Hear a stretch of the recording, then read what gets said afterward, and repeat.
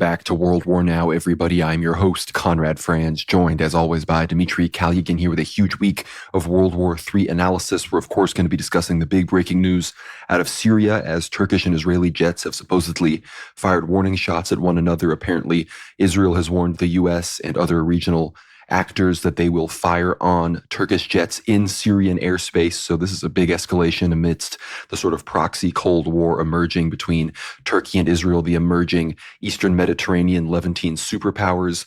Of course, Syria is undergoing a lot of tension right now as HTS and its Druze minority continue to clash with the Druze, continually appealing to Israel for aid. That situation very much escalating, all while the Lebanese government claims to have dismantled, at this point, upwards of 90% of Hezbollah's capabilities south of the Litani River. I'm not sure how accurate that is, but we're going to be diving into all of that. And of course, the now apparently postponed indefinitely United States-Iran nuclear deal negotiations. Israel has, of course, been doing everything they can to sabotage these negotiations, threatening to strike Iran without U.S. support. And now at this point, Mike Waltz, the national security advisor, has been removed. He has been moved to a UN ambassador position. So at this point, it appears that Marco Rubio, who is filling in for him at this point, and with Steve Witkoff as one of these negotiators, they seem to have agreed that one of the things Iran must do is completely dismantle its missile system as well as its civilian nuclear capabilities. So this is, of course, a red line for Iran. So it appears that these agreements aren't going to be going anywhere anytime soon. We have Turkey and Egypt, longtime enemies, apparently now having joint drills. This could only have occurred due to the Israel escalation. So we're going to be talking about the balance of power shifts. And then, of course, the situation in Russia.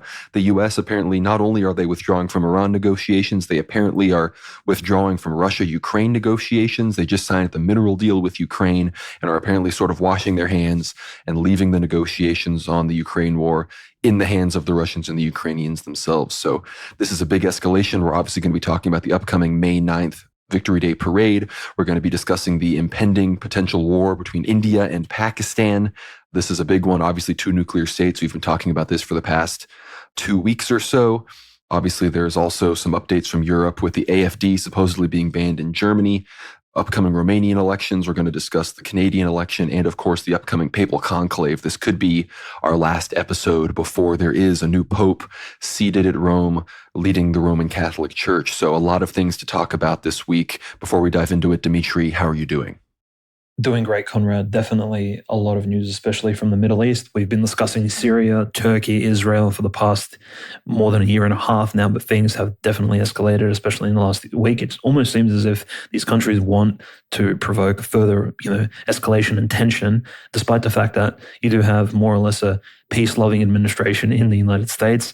You have all the sides generally pretty tired of war, pretty tired of any sort of conflict. We have Iran really trying to negotiate certain peace deals, which are, again, positive for itself as well as to the other countries, and trying to alleviate any concerns of future engagement with Israel, right? Which is a clear pattern that we're seeing here. And of course, we have these independent actors, the Houthis, Hezbollah, and of course now the Druze militia acting on their own accords technically, but they still have this huge state support from their respective allies and partners in countries like Iran, Israel, etc. So the conflict is ever heating up in the southwestern portion of Syria, close to Damascus, which in fact, if you look geographically on a map, Damascus is located very close to the Jordanian, Lebanese, and Israeli borders, very close to the Golan Heights, in fact. So the Israelis, and I don't want to make a Star Wars reference this early into the show, but they do have the higher ground than Mount Hebron. They do have the Golan Heights. They have clear air superiority looking over Damascus, and this is exactly what we saw this particular week.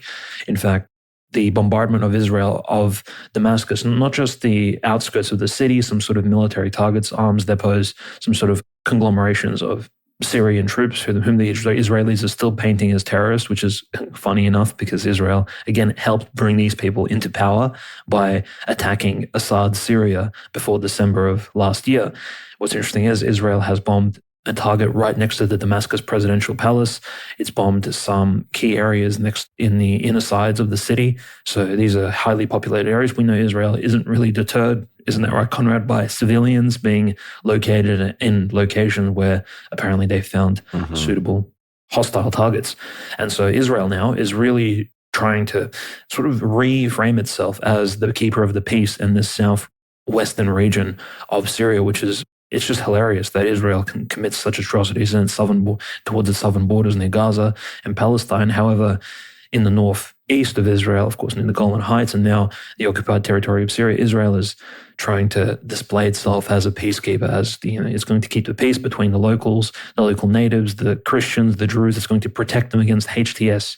And I think this is, generally speaking, a valid PR strategy from Netanyahu. He does want to appear as more than just a bloodthirsty tyrant. And in fact, maybe he wants to throw some confusion into the mix. We know liberals around the world are not the smartest people, right? They read a certain news story, they don't really analyze it, they just take it as a matter of fact. And perhaps that even some people around the world will see Netanyahu as this fighter against as a fighter against an Islamic insurgency in Syria, against Islamism, extreme Islamism in general. And I think this is the particular route which he has taken, and which I think the people around him have tried to promote. Like, look, it's not just Hamas who have these Islamic headbands and they wear these scary balaclavas. It's also HTS. Israel as a country is against all kinds of Islam, radical Shia Islam, Sunni Islam, and this weird HTS pseudo-Al-Qaeda Islam as well.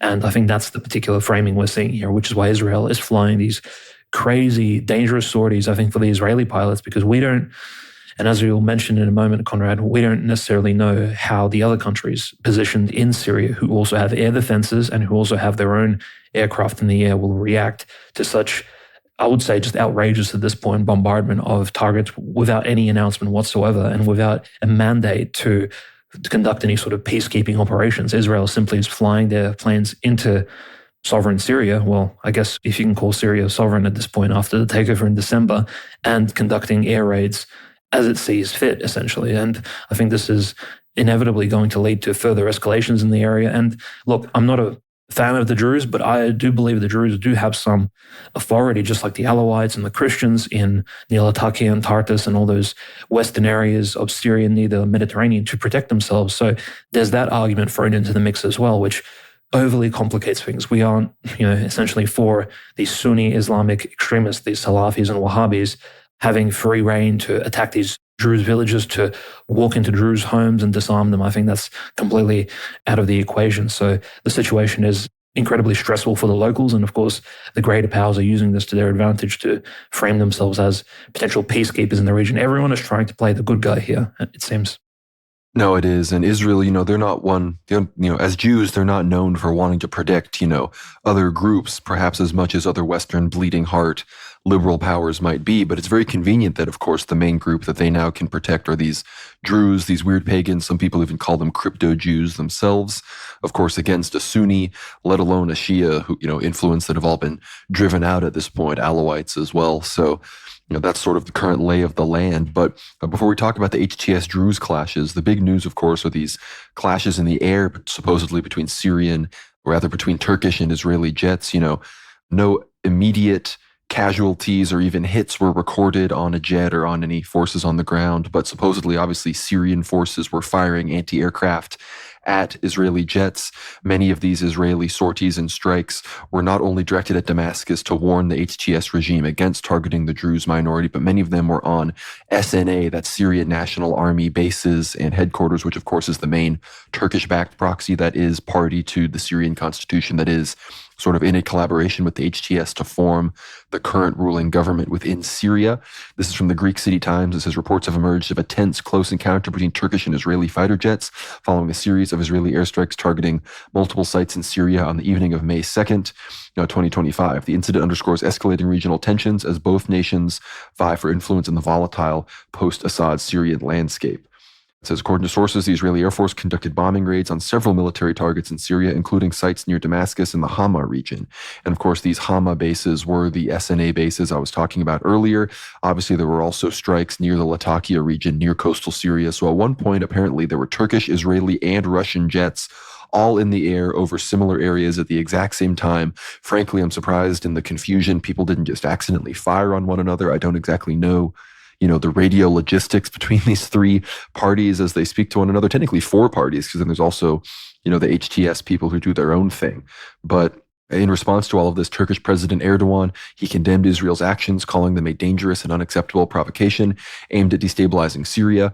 Turkish officials have been negotiating a defense agreement with Syria's interim government, which could involve deploying Turkish forces and air defenses to Syrian air bases like T4 and Hama, which these are the bases that a few weeks ago were heavily bombed by Israel for the purpose of preventing Turkey from setting up a permanent military presence there. So this is obviously part of the growing, people are calling it a Cold War between Turkey and Israel. Obviously, perception being Turkey as a pro-Muslim Brotherhood country. They're also somewhat involved in supporting Hamas. Erdogan has, of course, given out very bellicose pro-Palestine statements. But again, as we are very often to point out here at World War Now, Turkish shipments of energy to Israel have never really 100% slowed down. And Azerbaijan, of course, being one of the main energy suppliers to Israel, as well as a party to new energy deals off the coast of Gaza, which are, of course, occurring without any input from the Palestinians, Azerbaijan is very much an ally here. And the Azerbaijani government and the embassy in Israel, all of these groups have desperately been trying to kind of foment peace between Israel and Turkey, because Azerbaijan, those are their two best friends and they want them to get along. And I believe the Azerbaijan lobby is very much going to help determine, because we know a lot of this will have to do with the prophecies of St. Paisios and St. Philomenos. St. Paisios, he says that the Russians will go down to the Jews, as it were, which I think is the same reference with St. Philomenos makes, where he says the Russians will descend through Georgia, Turkey, and Syria down all the way to Mount Tabor in what is currently recognized as Israel. And the question will it be to help the Jews against the Turks, perhaps, or will it be against a united Turkish-Israeli force that I do believe probably will emerge when Erdogan falls and a new secular Kemalist government takes power in Turkey? So it all comes together, right? You got to be keeping up with all the World War Now lore to really understand the full picture of how these things could emerge in their, of course, prophetic nature.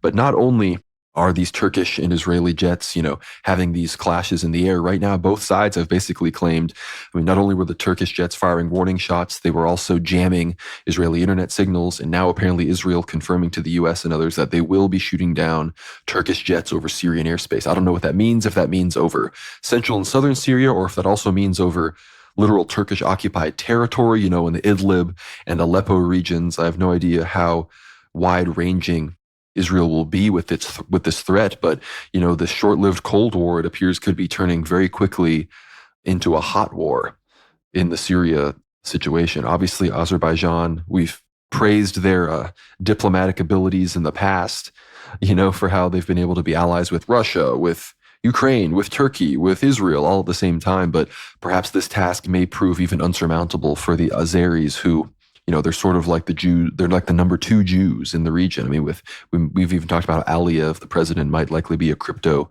mountain Jew himself. But of course, Dimitri, you mentioned the strikes near Damascus, which those are all being used to scare the HTS government away from their current incursions and battles that they are waging in the Suwaida province in southern Syria against the Druze, who have at this point formed a Suwaida military council. The main Druze leaders are at this point hoping to side with Israel and going against HTS. Some slightly less important, I think some secondary Druze leaders were desperately trying to meet with al-Jalani and HTS to try to kind of get something worked out. But a report here from Belamakta, it says Turkish and pro-HTS media reports that an Israeli helicopter, which reportedly landed briefly in Suwaida before departing towards the Golan Heights, evacuated at least 3 military commanders and 3 mid-level leaders of the Suwaida Military Council, that's the Druze militia group, alongside Syrian Druze's spiritual leader Sheikh Hikmat al-Hijri to Israel. And this guy, Hikmat, is sort of the main pro-Israel, anti-Syria Druze leader that is at this point calling not just for Druze autonomy, but for the Druze regions, Suwaida, these other places near the Golan Heights, to be annexed directly into Israel. So it appears at this point that these leaders from the Suwaida Military Council are consorting and planning with the IDF Syrian commanders, and there might even be joint IDF Druze charges, advances, battalions put together to fight against HTS, which at this point, many of, I think, these groups have gotten out of control and have started attacking Christian and Druze groups that, they view as rebellious. Many of the Druze neighborhoods have been shut down. There are checkpoints set up. So much like what was going on a few weeks and months ago with the Latakian Alawites and Christians on the coast, very similar thing is happening right now with the Druze and the other Christians that exist in southern landlocked Syria, south of Damascus in this Sueda and Quneitra regions. So we could be, by the time you're listening to this, there might be a lot more fighting between the Druze and these groups, or maybe there will have been some peace, but it appears right now that Syria is still fighting a multi-front civil war. No, absolutely. And we do have to recall, during that Russian defense alongside President Assad against ISIS, one of the greatest anti-ISIS fighters in the region, who, of course, fought for President Assad, was Issam Zakhreddin, who was the Druze, he was a Druze member of the Syrian army. He was a major general, and he, of course, died in Dar ez-Zor. The Dar ez-Zor, the Russians and the Wagners fought for a long time, but he fought alongside Wagner and unfortunately was killed in 2017 in a landmine explosion. So the Druze have fought alongside President Assad in the past, and I think, unfortunately, it does appear that they're completely unhappy with this radical Sunni takeover of Syria. They're completely, perhaps an Alawite leadership would be, they would be content with it, and they in fact have collaborated with President Assad in the past. But this new Sunni leadership there, it looks like they're more willing to, of course, side with Israel at this point than accept the leadership of the HTS, which again, it's a false dialectic in some capacity intellectually, but for these people living on the ground, it's either your village is protected by, I suppose, by some sort of consortium of your own troops and the IDF, or you have to submit to the mercy and clemency of HTS, which really hasn't proven itself to be all too desirable, at least not for those located in Western Syria. So it's between a rock and a hard place, I think, for the Druze, really. And a lot of Druze as well are very anti-war. They're somewhat pacifist in their inclinations as well, religiously speaking. So this is a very complicated situation. But by the way, General Zakhreddin's grave, which he had this it was quite a humble monument sort of on his grave, where he was buried in Sueda after he was killed in Dar ez-Zor. It was destroyed as well this week by HTS. So this probably prompted as well, him being a Druze hero, also prompted a Druze uprising and understanding that, look, these people don't actually respect our heroes, our past traditions. Now, Conrad, in regards to those planes, and I do wonder, what is the threshold for either Israel or Russia if one of their planes was, say, shot down by a Turkish airplane, right? For example, the 24th of November 2015, if you recall, a Turkish F-16, I believe, was shot down a Russian Sukhoi plane, and nothing really came of that, in fact. It's almost as if there was a lot of diplomatic chatter. Putin accused the US of not giving Turkey the coordinates for the plane's route. Erdogan said that, we can, of course, defend our own sovereign airspace, and nothing really came of the fact that a Russian plane was shot down. So I wonder how many planes, even if planes do engage in the next week over Syria, how many airplanes of either the Russian side or Israeli side actually being downed will prompt either country to make massive international relations proclamations or moves. We do also have to consider that even during the Prigozhin revolt, how many helicopters did Prigozhin shoot down? People estimate between 5 and 6, as well as was a Il-22M command center plane, which Russians only had 13 of. Now I think they have less than 12 at least. These big, sort of almost satellite dish-looking planes that fly in the air. Prigozhin shot all of those down during his revolt in the middle of 2023, and the reaction was, I would say, less than suitable from the Russian side. They simply kind of accepted their losses and moved on. So I do wonder how broad that threshold is for the Russians and how much are they willing to accept in Latakia and Tartus. But the other thing this points to, Conrad, is that the Russians actually do still have Sukhoi planes or some other airplanes and maybe even war helicopters located in the Latakia airbase. For a long time, even that footage from the refugees, of course, hiding in the Latakia airbase earlier this year, I thought that signaled the fact that the Russians simply had all that room on the runways, that they actually shipped off all of their planes and equipment back home or to Libya. But however, this really shows that Russia still has significant or some sort of air power located in those old bases, which is very interesting. That means Russia is still keeping its chips on the board and it's still willing to play in this greater geopolitical battle. And I think that's probably a good thing, because we need at least one side to be somewhat moral in this conflict, because at this moment, the IDF and the HTS, it's kind of hard to choose between the two.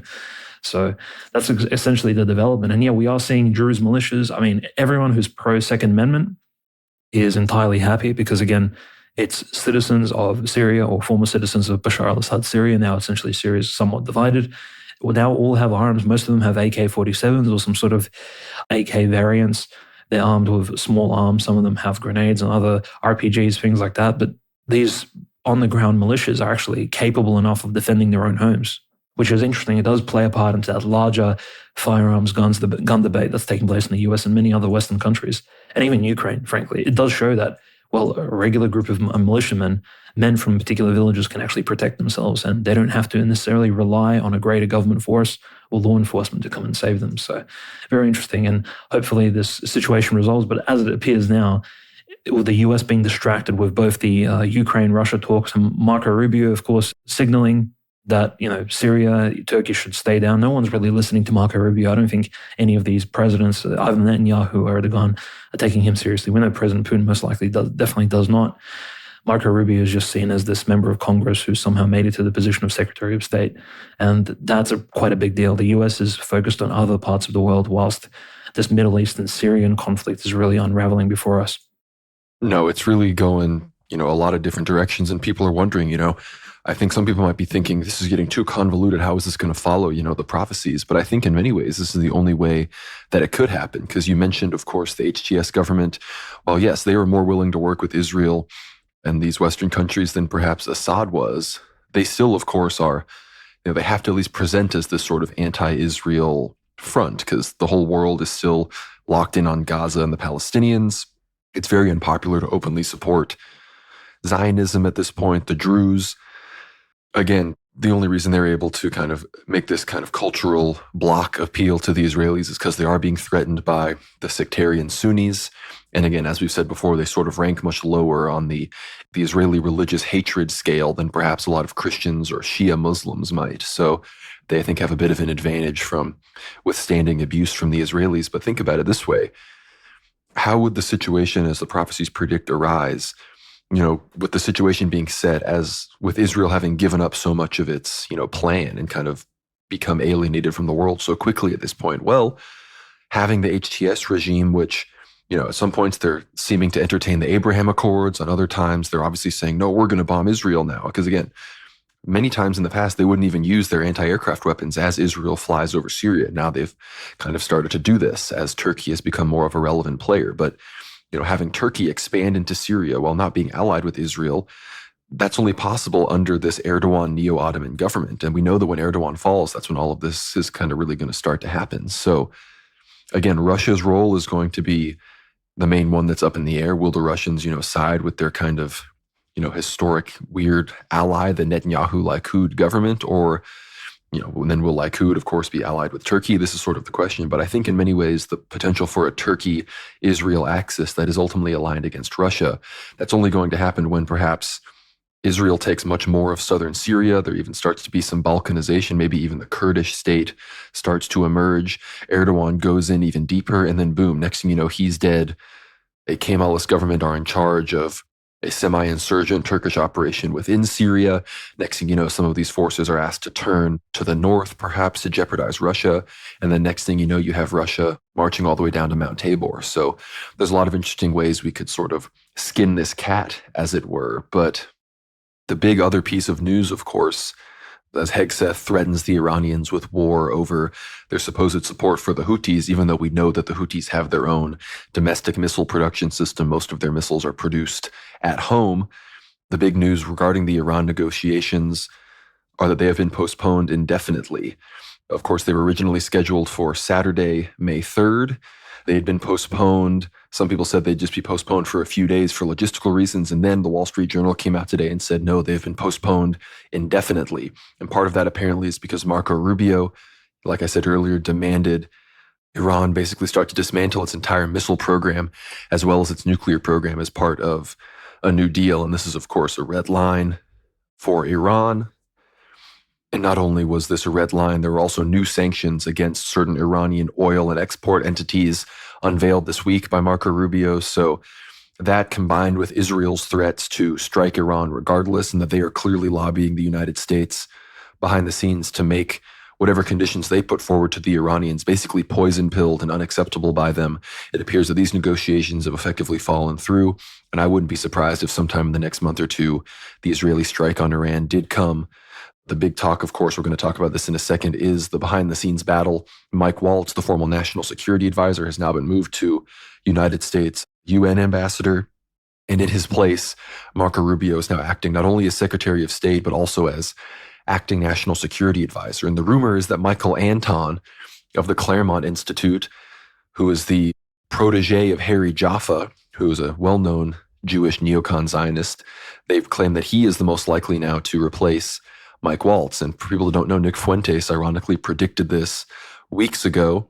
They claimed that Michael Anton was supposed to be the original national security advisor, that they felt betrayed when Mike Waltz was picked. And again, Michael Anton, he's the one that introduced Bronze Age mindset by Bronze Age pervert, Costin Alamariu, the Nietzschean Romanian Jew. His book, Michael Anton's the one that introduced it into the conversation, that sort of introduced a lot of this Curtis Yarvin, J.D. Vance type alternative thinking into the political zeitgeist of our time. And if he's the one that becomes this national security advisor and is the one that puts us on the path to war with Iran for Israel, that would really be quite the puzzle put together with the J.D. Vance connection. And that would mean that definitely the powers that be would try to be pushing for J.D. Vance to easily replace Trump, once Trump's term is over. Obviously, Marco Rubio is going to be running. J.D. Vance is going to be running. Kristi Noem will probably be running. But with Michael Anton and these other players in place, it appears that J.D. Vance might be emerging. But Marco Rubio, of course, him and Waltz were apparently the parties behind the scenes that actually really wanted war with Iran, whereas you've got Steve Witkoff, who is the envoy in a lot of these Iranian and Russian negotiations. He was apparently a bit more eager for peace, but now that the Iran negotiations have fallen through, and apparently so have the Russian negotiations, we're going to be talking about that in a second, Witkoff may not be as politically relevant as people thought anymore. And apparently he is turning down the offer to take Mike Waltz's spot as national security advisor, which I think he would actually be a lot better than Michael Anton, surprisingly enough. But, now with all of these talks having been canceled, and with, of course, the new Iranian sanctions, coming, the likelihood of a nuclear deal at this point is very unlikely, and we're reaching closer and closer to Trump's 2-month deadline to where if a deal isn't reached, then we're going to start striking. And again, the Israelis have already made it clear that they will strike Iran with or without U.S. support. And I think in many ways, if the deal isn't reached and the Israelis still want to hit these strikes, Trump could easily hop in with them and make it an even more devastating military action than it may have even been otherwise. But I'd love to hear your thoughts on the Iran negotiations, Dimitri. The Houthis, of course, continue to be struck, despite it becoming clear that it's pretty much impossible to actually decapitate that snake. But meanwhile, in the midst of all of this, Pezeshkian, president of Iran, has actually made it to Baku, of all places. Yes, of course. It's hard not to admire the resolve of Iran to retain its sovereign rights, of course, under the Nuclear Non-Proliferation Treaty to enrich its own uranium, which it has a right to do, especially for civilian needs. Uranium doesn't need to be, essentially, you require a lot less enriched uranium for civilian purposes, for energy purposes, rather than, for weapons when you build nuclear bombs. And one of the countries which I think is supplying Iran with some of those technologies, as well as is potentially offering to sell enriched uranium to Iran, is Russia, which I think Rosatom probably has some of the purest, most enriched uranium in the world. The problem with enriched uranium, and what the US is saying is, look, Iran, you just have to buy raw uranium the US and other Western countries are essentially putting their foot down and saying that Iran, you need to buy essentially enriched uranium from Russia. The issue of this, Conrad, is the fact that enriched uranium costs significantly 10 to 20 times more than simple raw uranium. The yellow cake, which they talk about all the time, the oxidized uranium, it's roughly per pound, it would be about $90 for yellow cake uranium. And for enriched uranium, it's a few $1,000s per kilogram. So it's significantly more expensive. And so it would be a lot cheaper for Iran, which isn't the richest country. It isn't that wealthy. It's been sanctioned since 1979, since the Iranian Revolution took place with Ayatollah Khomeini. We have to just consider that for Iran, economically, it would be great for them to enrich their own uranium, to learn about this technology, to create their own nuclear power plants, which they're already planning to create 3 of them with the help of Russia along the Persian Gulf.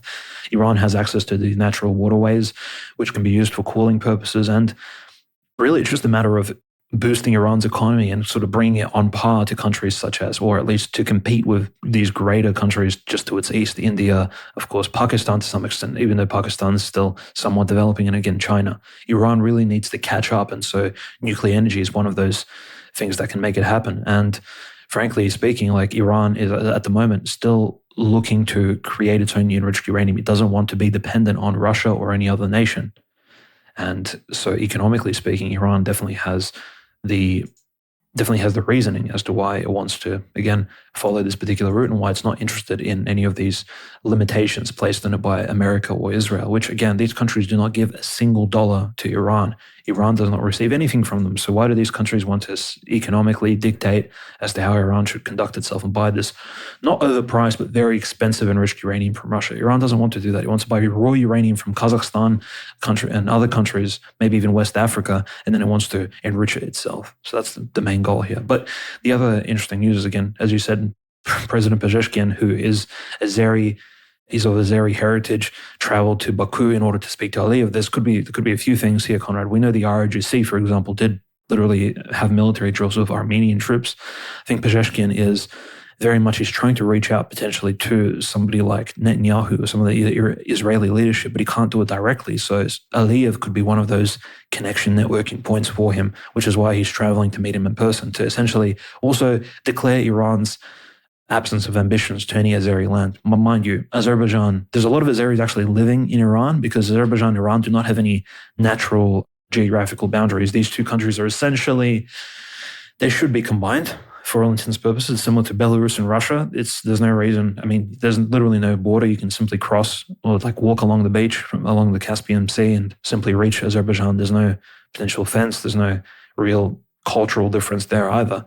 And this is why Azeri is a majority Shia as well. It's culturally explains that particular connection as well. So although, of course, there's a lot of Jews living in Azerbaijan, but at the same time, there's a lot of Persian Jews as well living in Iran. So that could also be a potential cultural connection. However, I doubt Aliyev is very influential in his region, but I doubt he has the pull to have some sort of world leader like Putin or have some sort of leader like Netanyahu or even Erdogan, his good Turkic friend, to come to Iran's assistance in this global world order. I think every country is acting on its own accords. President Putin will, of course, stand up for Iran when necessary. But as we saw from recent statements from the deputy foreign ministers, right, Conrad, they've literally stated that Russia will not be going to war over Iran. So it's very clear. And they've also emphasized, the US claims, the foreign ministry of the US claimed that when Putin spoke to Trump earlier this year, they emphasized the point that Iran will not be allowed to attack Israel. So again, Israeli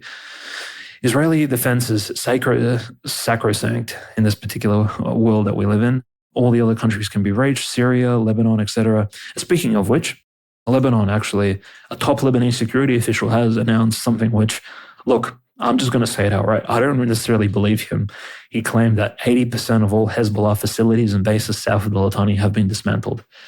Even though Hezbollah has not been throwing and lobbing missiles at Israel for the past few weeks, it has been fairly steady. I doubt very much that the Lebanese army assisted Hezbollah in dismantling a lot of their bases equipment, which it's been building since 2006. This is a 19-year investment that they've made, building these bunkers, defense positions, longer than Ukraine has been buffing up its defenses in Donbass, just for consideration, which Russians have been struggling to take. This is why Israel hasn't progressed much in southern Lebanon, south of the Litani River, in the bottom third of Lebanon. And to believe that the Lebanese military, which in some people's estimates is actually weaker than Hezbollah, can simply dictate this disarmament, I think the Lebanese government is trying to throw a bit of a fib into the news waves and just to try to have Israel leave Lebanese territory, to try to claim, look, Hezbollah is not interested in fighting Israel anymore. Please just leave. We don't want to fight you either. I think the government in Lebanon, the new president, is very afraid of what Israel can do to Lebanon, not just in accessing some of their Christian communities and causing instigation between Muslims and, of course, Christians and all the other minorities, instigating and essentially creating a new civil war, which would be absolutely destructive. It would be very similar to Syria, in fact. But I think they're also afraid of Israeli planes again flying over Beirut, doing as they please. And Lebanon knows definitely cannot shoot any missiles at those planes. That's completely out of... There's something about those Israeli planes, Conrad, they're completely untouchable. Neither Turkey nor Russia nor Lebanon can touch them. Even President Assad, unfortunately, did not have the missile capacity to shoot down those Israeli planes. So until further ado, it does appear that the official stance of Lebanon is that they're disarming Hezbollah and Hezbollah's cooperating. Hezbollah says, look, we're interested in moving north as well, which I still have big doubts as to whether or not that is actually factual information. And again, we see this unfortunate move, speaking about the Oman peace negotiations of sorts taking place, and nuclear negotiations between the US, again, Israel, Iran. It does appear that Pete Hegseth, the hawks within the Trump government, are adamant at pushing the envelope, especially in this Trump second term, because again, they feel like they won't get another clear shot, another clear chance. Trump has the mandate of the people. It appears that Israel, there's still a lot of support for Israel from the evangelical Protestant community. A lot of people are somewhat disillusioned with the whole Palestinian cause because it's been thrown around in the media so much. And by the way, kudos to the Maltese ship that tried to bring aid through the water, again, through the Mediterranean, trying to, of course, disembark in Gaza to provide food and water for the Palestinians. And I'm not saying the Palestinian issue is overblown. It certainly isn't, because more civilians have died in this conflict than in the entire special military operation. And I think actually all the conflicts in the entire world raging right now, more Palestinians have died per capita, undeniably, in Africa, in Myanmar, etc. It's absolutely destructive. And the new news from Gaza and Palestine, despite the random bombardments and the killing of civilians outright with explosives, the Israelis have also completely blocked off any humanitarian aid, which is why this Maltese ship, mind you, it was crewed by a bunch of liberals, but these liberals have kind hearts and they just wish to provide aid to the poor Gazans. The ship was attacked by 2 Israeli drones, which is completely unacceptable in international waters. Before they even reached the Israeli water shoreline of any sort, before they even came anywhere near Gaza, it was miles out, which is insane. And the reason why they were so desperate to provide aid is because at the moment, the starvation and nutrition issue in Gaza is completely outlandish. Apparently no more food, eggs, dairy products. And by the way, there's a lot of children there. Even fish is very difficult to get. Some Gazans are fishing off the shore, but they can't really guarantee sustenance there. Well, protein is completely absent. Bread prices and grain prices are completely through the roof because it's almost like an internal prison economy now. Apparently the prices for bread have gone up 1,000% just in the last 6 months or so. So people are suffering. The World Food Program, which is one of these United Nations affiliated humanitarian aid organizations, it's announced that all of its centers in Gaza are now empty. The storerooms are all empty. There's no more food. So, and we know the Gazan Palestinians, they weren't really big into farming because of the high population density. It's not necessarily an agricultural landscape we're looking at. It's an urban prison created by Israel.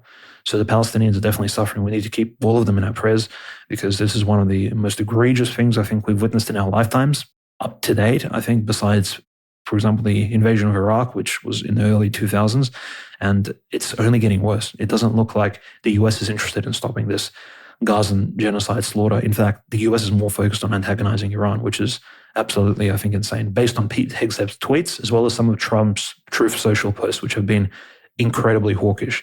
It's incredibly unfortunate what's happening now.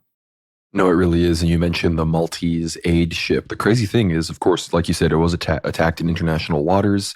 And not only was it attacked in international waters, but it was attacked in international waters apparently close enough to Malta to where when it got the tugboat, when it, phoned out for help, to not sink, it had to go back to Malta. It's not like, maybe the Israelis prevented it from going to other places as well. But I would have thought they would have gone to Cyprus, maybe they would have gone to Turkey, maybe they would have gone to Egypt or something. But no, they were far enough away, far enough west in the Mediterranean that they went all the way back to Malta. And for those that don't know, the 2 countries closest to Malta are Tunisia and Italian Sicily. So this is nowhere close to Israel. This is nowhere close to Gaza.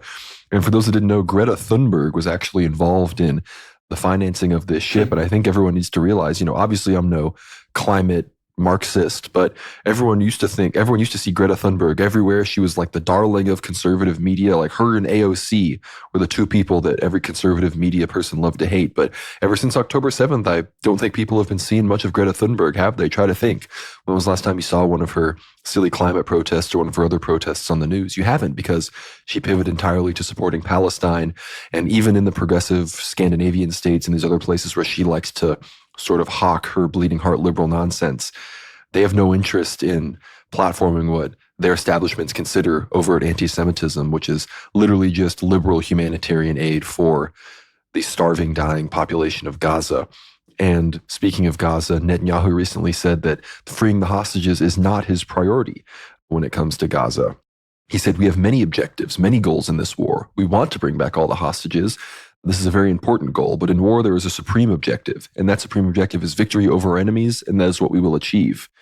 Obviously, this doesn't come as a surprise. Hamas has made multiple overtures and offers to release all the hostages for a ceasefire and ceasefire negotiations, but that was never the interest of the Zionist entity. The interest has always been the genocide and complete expulsion of the Palestinian Gazans from their territory. And this obviously comes not too long after Israeli Finance Minister Bezalel Smotrich's comments, where he said that freeing the hostages was not Israel's most important goal, and said that the Gaza problem must be eliminated. In recent months, Netanyahu said that his long-term plans for Gaza include indefinite Israeli military occupation and the ethnic cleansing of the Palestinian population, which he frames as voluntary migration. I talked about this on my recent show with Buck Johnson. Of course, the offering of $5,000 to the Palestinians to relocate them to Europe is one of the most Jewish things you can imagine. Classic, cause the war, genocide of people, disrupt a local community, and then send a large Muslim, non-white, non-Christian population to be refugees to disrupt the social fabric of Europe and the United States. So that is what we're experiencing right now. But again, as we discussed earlier, I mentioned the joint Turkish-Egyptian drills. Egypt and Turkey are two of the biggest enemies in the Mediterranean. People need to realize they've almost come to blows on the sea over water rights, over natural resource searches and whatnot. They contend with each other off of each other's borders. Egypt has these islands that they think make their exclusive economic zone. Turkey claims a lot of the exclusive economic zone of northern Cyprus, despite it being supposedly its own country. But because of the whole Gaza thing, these countries have now been almost forced together. Their special forces and their commandos were doing joint drills together, which again, people have been saying, if you had talked about this years ago, and someone said there'd be joint Turkish-Egyptian drills, that they would call you crazy. And of course, the question becomes, though, if they're not willing to actually confront Israel, what are the point of these drills? Because our good friend Maram, Syrian girl, she posted recently a very good point. You have all these people in Syria that, claim that, we're HTS, we're the al-Jilani regime, we don't like Israel, we just hated Assad and the Shia even more. Now we're going to be the Ummah, we're going to be the Caliphate, but we can't attack Israel. We don't have a direct border with them anymore. The Druze and the Lebanese, these people, they're stopping us. Which of course is nonsense, that's ridiculous. But as Maram said, even if that was true, the Ummah still has direct access to Gaza. There is still an Egyptian border with Gaza. If enough Sunni, Egypt is 120, 130 million plus population country, full of Sunni Muslims, full of people sympathetic to the Muslim Brotherhood. Now they're apparently in military league with Turkey. What is stopping the supposed Ummah from going into Gaza from Egypt and stopping this genocide? The only thing stopping them is the fact that they are complete Shabbos goys, Erdogan included. Everybody, with the exception of potentially the Iranians and the Axis of Resistance, have no intention of actually confronting Israel. And clearly Hezbollah, while I don't believe the reports from the Lebanese government that they've been, 80% dismantled, clearly they are not capable of distracting the Israelis enough to where they let up on Gaza. The Houthis are doing everything they can, but are getting relentlessly destroyed at this point by Israel, the United States, and the UK. And Iran, well, at this point, the only thing that would actually prompt Iran to do what must be done is a direct strike on their nuclear capabilities. So unfortunately, with the exception of Hamas itself and, Palestinian Islamic Jihad, the people in Palestine pretty much have nowhere to turn to because, as Maram pointed out, the Ummah, the Sunni wannabe caliphate clearly have no actual intention of doing what must be done to stop this genocide. The only people I can tell doing it literally are the Houthis. They're the only people that have, really put their money where their mouth is, and they are still technically sub-state actors. So that's pretty much what we're experiencing right now. St. Paisio's prophecies of Gaza being flattened like a stadium, unfortunately, continue to come to pass, and I don't see it stopping anytime soon. I don't even see any way where the Palestinians don't get expelled at this point, whether it be to Europe in the West or to Somaliland, Indonesia, Malaysia. Unfortunately, it seems that these 2 million Gazans are likely to be dispersed across the world. But if you don't have anything else to say about the situation in Levant, Dimitri, we definitely need to talk about what's going on in Russia. Obviously, this new minerals deal was signed between the US and Ukraine, which the main thing that I could tell that it did was it basically creates this investment fund now to where all US aid, whether it be financial or military equipment itself, given to Ukraine will now go towards this investment firm. So the more the U.S. supports Ukraine militarily, the higher their percentage of investment in this fund will grow. And I believe after the mineral deal was funded, immediately $50 million of aid was approved for Ukraine. Some of the first aid since Trump did his initial freeze not too long after, coming into the presidency for his second term. So this is obviously a big update, as well as the announcement. And this is the headline that everyone's been running with. It's the U.S. will no longer fly around the world to negotiate an end to the Ukraine war. And basically they're saying that J.D. Vance, of course, came out and said that the Russia-Ukraine war was not going to end anytime soon, stressing that it would be up to Moscow and Kiev to come up with an agreement to stop the conflict. And apparently when they say they're not going to fly around the world anymore, what I assume that means is there will be no more envoy Steve Witkoff meetings with Vladimir Putin. There will be no more meetings in Saudi Arabia, Istanbul, and these other places with the U.S. mediating. Now this mineral deal has been signed. It does appear that the U.S. is sort of taking a step back. And we know that Putin personally apparently rejected the U.S. proposal where that would freeze the line of contact where it was, recognize Crimea and the current territory that they have as Russian. Putin apparently insisted, of course, that at least Zaporozhye, Kherson, and Donetsk, they get, all of that territory, comes under Russian control. So Dmitry, if you have any updates from the front lines, as well as I believe there were some fascinating comments from Patrushev about Odessa, I think we got to pivot to the Russia-Ukraine situation now.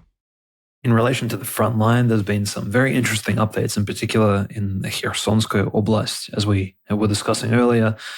Things have stood incredibly still at Kherson because the Dnieper River was essentially this natural barrier preventing either the Ukrainians or Russians from advancing or pushing into the other direction. Simply, if anyone tries to cross the Kherson during the daytime, they're going to be shot at by artillery, drones, etc. And of course, night crossing of the Dnieper is incredibly dangerous because you don't know what's on the other side. You're not quite sure if the other side has been mined.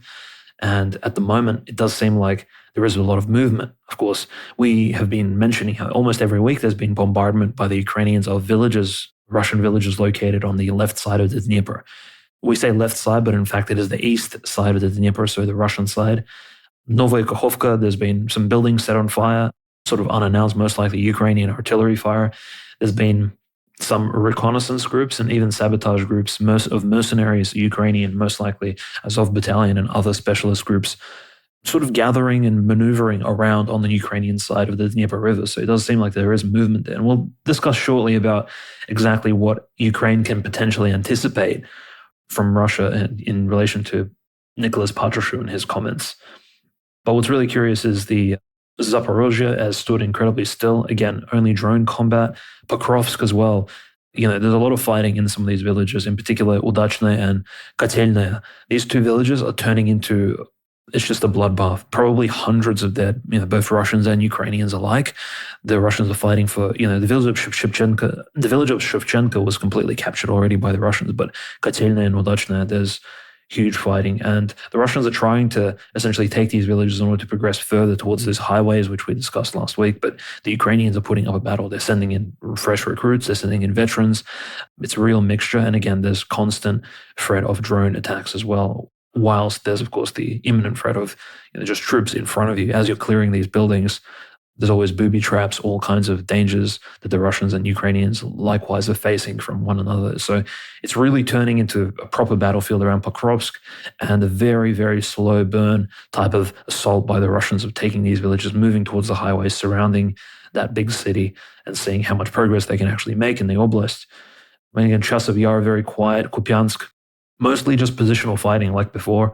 Sumskaya Oblast is very interesting because the Russian Ministry of Defense, Conrad, has finally explained to us what exactly Russia is doing in Sumy. Like, are they doing like a Kursk type of operation like Ukraine? No, they just said they're creating a buffer zone, a security zone, as the Ministry of Defense of the Russian Federation stated. And I think the reason why they're openly announcing it is so that during any of these peace talks or ceasefire discussions, they can clearly say that, look, our positioning in Sumy is clearly temporary. We're not actually planning to annex any parts of the Sumskaya Oblast. So Russia's trying to play the legal game as well in international relations. They're trying to state that, look, Zaporozhye, Kherson, Donetsk, Lugansk, Crimea, those are our territories. Sumskaya Oblast is not, and we're not actually stating that we're going to take these territories or there's going to be some sort of annexation taking place. So Russia's still playing the sort of the virtue signaling game here, which is understandable. Ukraine has again attacked multiple regions of drones every single night. And these drones, the Ukrainians, they seem to fly them at nighttime in order to avoid a lot of the basic visual human detection. The majority of the drones are actually taking place in the drone strikes are actually aimed at Crimea, which is really interesting. The Ukrainians are trying to take out any naval facilities that the Russian Navy at the moment, the majority of the ships are stationed in the eastern side, of course, of the Black Sea, far away from these potential drone strikes. But roughly, we're looking at the Russians shooting down between 50 and 100 drones over that southern border of Kherson, Crimea, where they connect essentially in the Black Sea. So Ukraine is adamant at actually attacking Crimea. Crimea is really not a safe place at the moment. And I'll say this to any sort of potential hypothetical tourists. And this, of course, places even more weight on the role of Metropolitan Tikhon of Simferopol and all of Crimea, because he is literally traveling from parish to parish, from monastery to monastery. Crimea is full of Orthodox churches going back to the Byzantine Roman imperial days when Christianity was first adopted by I would say even all Romans and Greeks. There were Christians in Crimea from, I believe, even the 2nd and even 1st century AD. So Crimea is one of these ancient Christian strongholds, and now it's being completely besieged by these flying robots, incredibly dangerous and scary. Again, there's even more horrible. The Ukraine sent 30 naval drones. So these are, of course, they're called BECs. They're drones that do not fly over the air. They actually swim through the water. So they're essentially like these little submarine drones. And they were spotted offshore on these oil platforms that Russia has in the eastern Black Sea. A few of them were destroyed and the other ones were retreated. Again, Russian scanners are catching these. These are the ones that actually potentially destroyed the Moskva flagship in early 2022. I believe it might have even happened on either Purim or Passover, which is, again, coincidental. That loss of the Black Sea flagship by Russia with the name Moskva is still a significant loss. It hasn't really been addressed. It's one of these mysteries of the SMO, which, again, no one can really answer, especially from the Russian side. I think one of the biggest news from this week has been President Putin's 3-day ceasefire proposal. And of course, one of those days would cover the 9th of May, Victory Day celebrations. My consideration and analysis of this particular proposal from Putin, and this is one of the first 3-day proposals we've seen. If you recall, Conrad, in 2024, we've heard Russia wanted a peace ceasefire for Easter, and actually Ukraine declined that. And then there was a Christmas offering, and that was declined as well. And this year, there was no ceasefire option for Easter, but for 9th of May, there was. And I wouldn't necessarily put too much weight into the fact that, well, does this show that Russia, for example, cares more about the 9th of May than it does about Pascha? Clearly not. I think there are other considerations, such as there will be multiple world leaders arriving in Moscow for the 9th of May, and many of them most likely are going to arrive literally as you'll be listening to the episode. So the 5th, 6th, 7th of May, they'll be arriving to meet with Vladimir Putin to speak to him. Many of them are from BRICS nations which are fairly neutral on the conflict in and of itself. The last thing I think Russians would want, and I think any of these leaders, and maybe even Ukraine itself, would be for some of these Ukrainian drones to fly and besiege Moscow, to start exploding in the air, scaring not just the diplomatic parties arriving, but also civilians, and throwing the entire international order into disarray. But I think at the end of the day, this ceasefire is also another show of perhaps concession by Russia, because the ceasefire doesn't discuss denazification, demilitarization. It doesn't discuss the potential persecution of the church stopping. However, the Russian government has recently really, and I have to give them kudos, right? They have emphasized the persecution of the church for almost the first time. It's happened just this last week. They've openly stated that persecution of the Orthodox Church needs to stop. I think they're finally waking up. They're realizing in June of 2025, the official Ukrainian Orthodox Church, led by Metropolitan Onufriy and his synod, will be completely outlawed in Ukraine. They're going to start raiding not just big cathedrals and major monasteries, but they'll be raiding regular parishes, and thousands of parishes are going to fall to some of these militia groups, because the average Ukrainian citizen is not armed, but most of these militias are armed, and they all have battle experience from the front lines, from some of them even spanning all the way back to 2014. So it's very interesting how that's taking place. And the mineral deal, this is probably the biggest diplomatic move made by Trump. In some ways, Conrad, I think it is a concession by Trump in Washington, because you have to consider the US has given hundreds of billions of dollars of aid to Ukraine. Now, none of that needs to be repaid. Essentially, the mineral deal covers all of that. The mineral deal, frankly, is, look, these high-end minerals have never really been exploited by Russia, because Russia saw no use in them benefit until literally until the second half of the 20th century. A lot of these minerals were frankly useless to Russians. In fact, during the Kievan Rus, Ukraine did not have any silver, gold, iron, or proper mines which could be exploited. And so the Russian princes and the Russian Tsars, even after that, really saw no benefit in some of these minerals. But now with modern complex technology, these very rare minerals have become somewhat of an asset. And I think the US is really trying to engage and at least recuperate some of the losses financially and the inflation. Of course, all those dollars given to Ukraine have been printed, therefore devaluing the American dollar by a small fraction. And naturally, again, it's that plus a combination of American taxpayer dollars going to Ukraine for no reason simply whatsoever. So incredibly concerning. And Trump, maybe he's even securing some sort of agreement for the long term. He's openly claiming that, look, we're actually not going to abandon Zelensky. And that, incredible photograph of Donald Trump and Zelensky sitting in the Vatican halls with the beautiful Renaissance art around them, chatting on two chairs. And Macron apparently wanted to join in. He wanted to be the third wheel in that particular discussion. And Trump told him not to mess around, not to get involved, because this is a discussion between the parties directly involved in the conflict. Macron, again, always trying to be this neo-Napoleonic figure, trying to assert himself as a real game changer in European politics, when simply he's just not the man of that particular caliber, not like Trump. And even I would say not as Zelensky. Zelensky has shown himself to be incredibly destructive, but also somewhat of a willful character, like an evil dwarf of sorts, like a little goblin who is just investing himself into this conflict, expanding it. And look, for better or for worse, from a Ukrainian perspective, he really hasn't given up. And he is pushing this new 100-year-old Ukrainian ideal, these new Ukrainian values, which have been promoted by both liberals and communists alike. So Zelensky, I think, has in some ways met his match in Donald J. Trump, but this recent mineral deal, Conrad, has really painted, I think, a new target on the board for Russians to look at and to sort of assess, okay, how are we going to expand further past Kherson and Zaporozhye if there will be US officials, US civilians, and maybe even US companies extracting these minerals from the earth? It makes it entirely and far more complicated than maybe perhaps it should be, right? And these are not, of course, civilians and mineral extracting companies and not NATO being on the ground in Ukraine.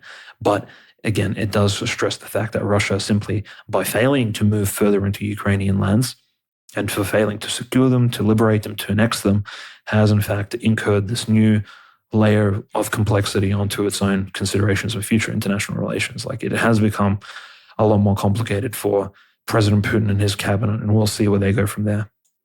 Now, the minerals deal, obviously, after the big angry Trump-Zelensky blow-up in the Oval Office a few months ago, people didn't think it was ever going to work out.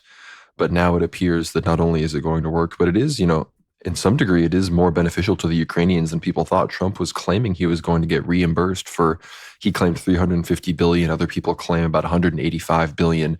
That's the amount of money that the U.S. has poured into Ukraine since the beginning of the special military operation.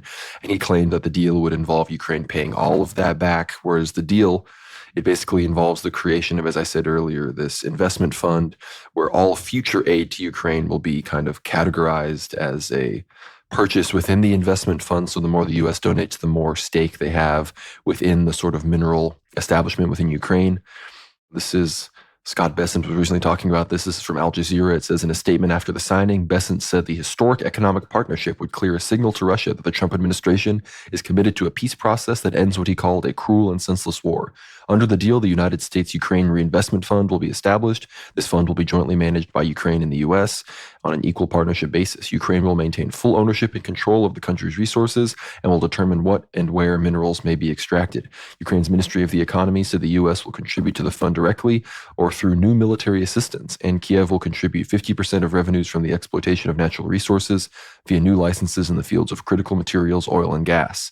Svirdenko, that's the economic minister, suggested in an ex-post this would include air defense systems for Ukraine. And as I said earlier, $50 million of aid to Ukraine was cleared under the context of this investment fund. So it appears that Trump, who had frozen a lot of aid, he was only still providing pre-approved Biden aid to Ukraine. It appears that that is going to come to a halt, and that unfortunately the U.S., despite Trump's, again, promise that he would end the war before he even was inaugurated, it appears that we are far, far from that reality right now. And all of these minerals, not all of them, but a vast, vast percentage of these minerals are in territories that Russia currently occupies.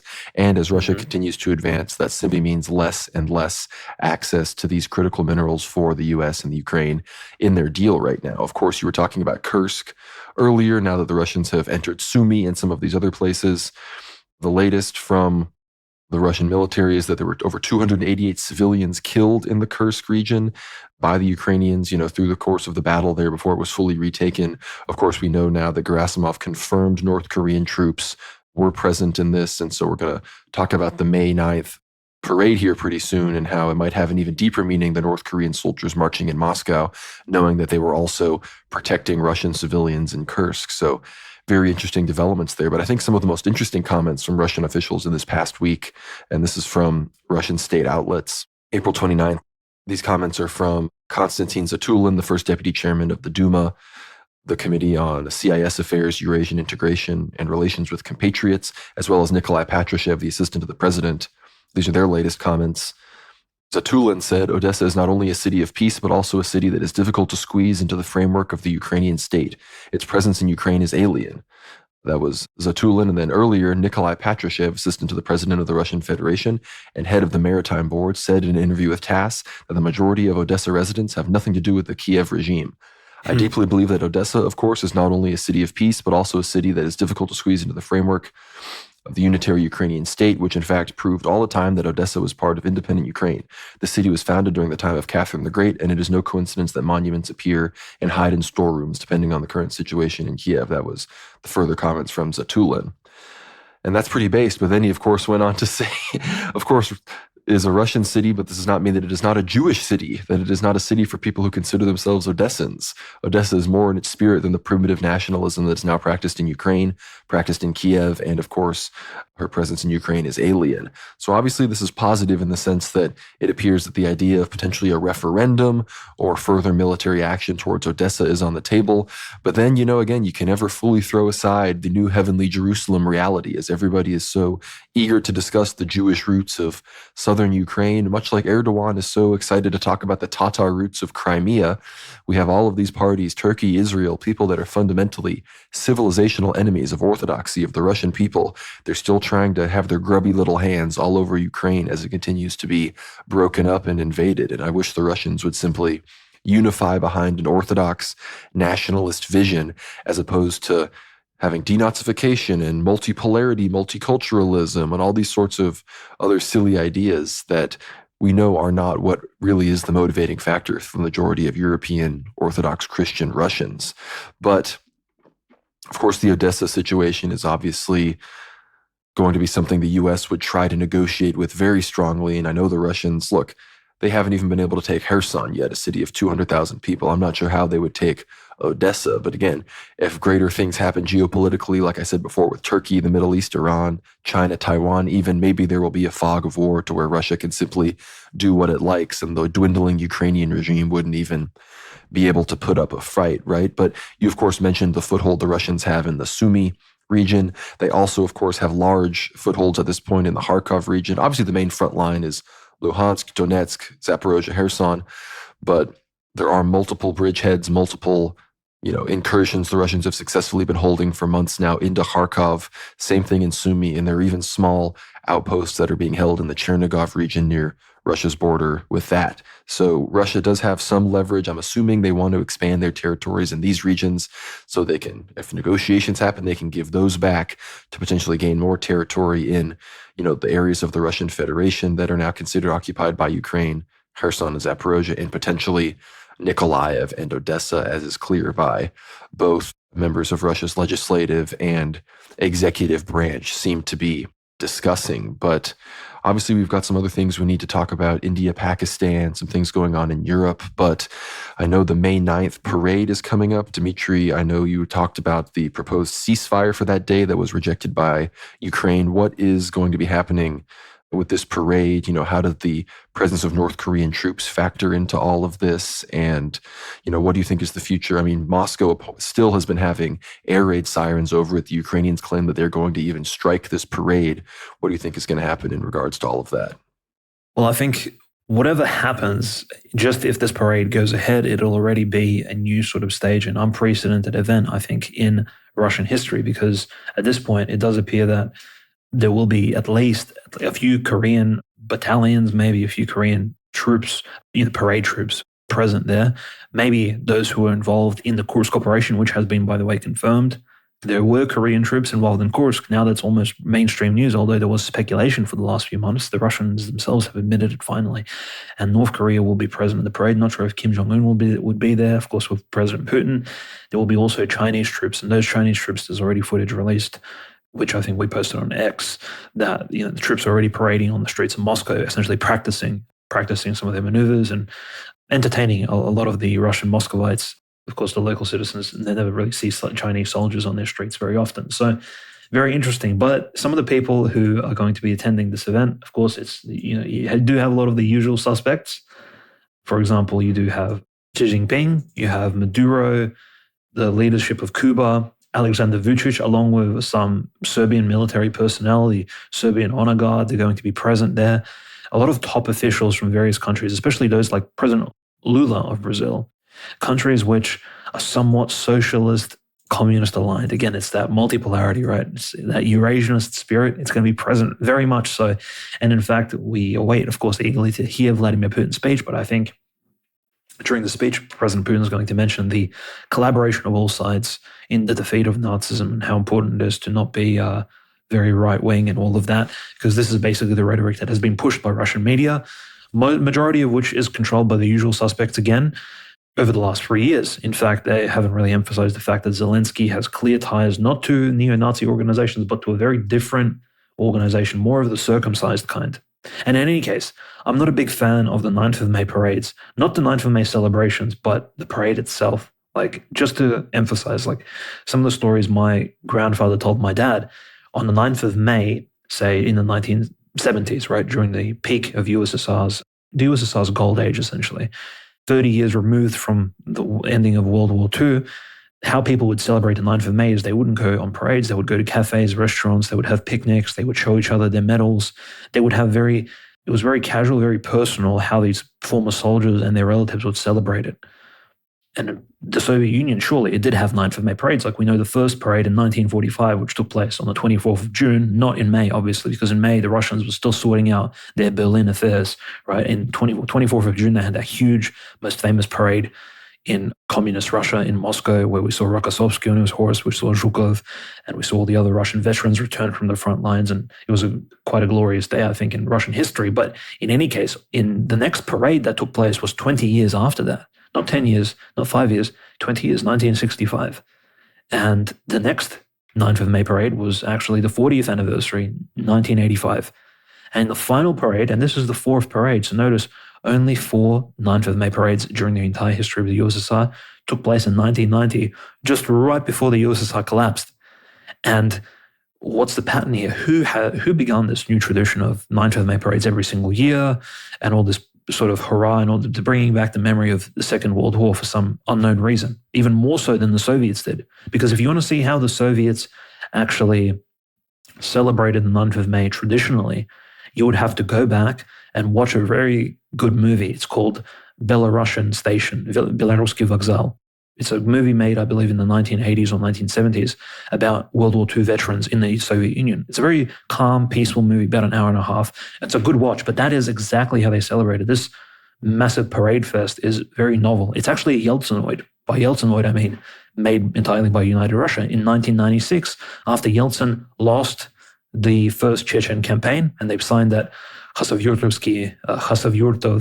peace deal, the Yeltsin set up essentially an annual tradition of 9th of May parades. And so since then, and continued on into, of course, the presidency of Vladimir Putin, Medvedev and Putin again, they've been having these 9th of May parades ever since.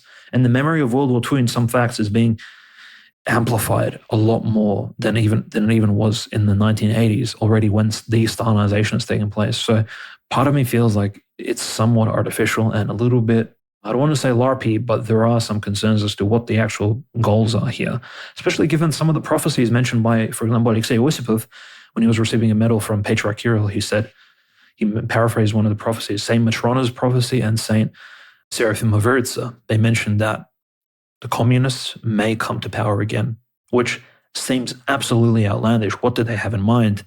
But Alexei Osipov, that great theologian of the modern Russian church, mentioned it in front of Patriarch Kirill a few years ago, which we mentioned on the show. So quite incredible. In any case, What I'm really concerned about, Conrad, is this 9th of May hype, the emphasis on neo-Nazism and Ukraine being the present threat, which I think it's an auxiliary threat. I think the main concern is, of course, NATO, the West, these weird ties to Israel that most of these Ukrainian politicians have. And of course, some of the presence of Chabad Lubavitch, which I think is the number one issue in this entire Eastern European theater, which of course isn't being acknowledged by anyone in the Russian official media, nor of course in the political mainstream. But we need to mention Putin's recent comments. Putin has been going around saying a bunch of things recently in the last week, and we just need to address it because we're trying to be somewhat objective about this. Putin clearly stated in an interview, it wasn't really an interview, it was him giving a bunch of high school kids in Russia a speech about how nationalism is a great threat. And to paraphrase what Putin said exactly, he essentially stated that nationalism is a first step towards Nazism.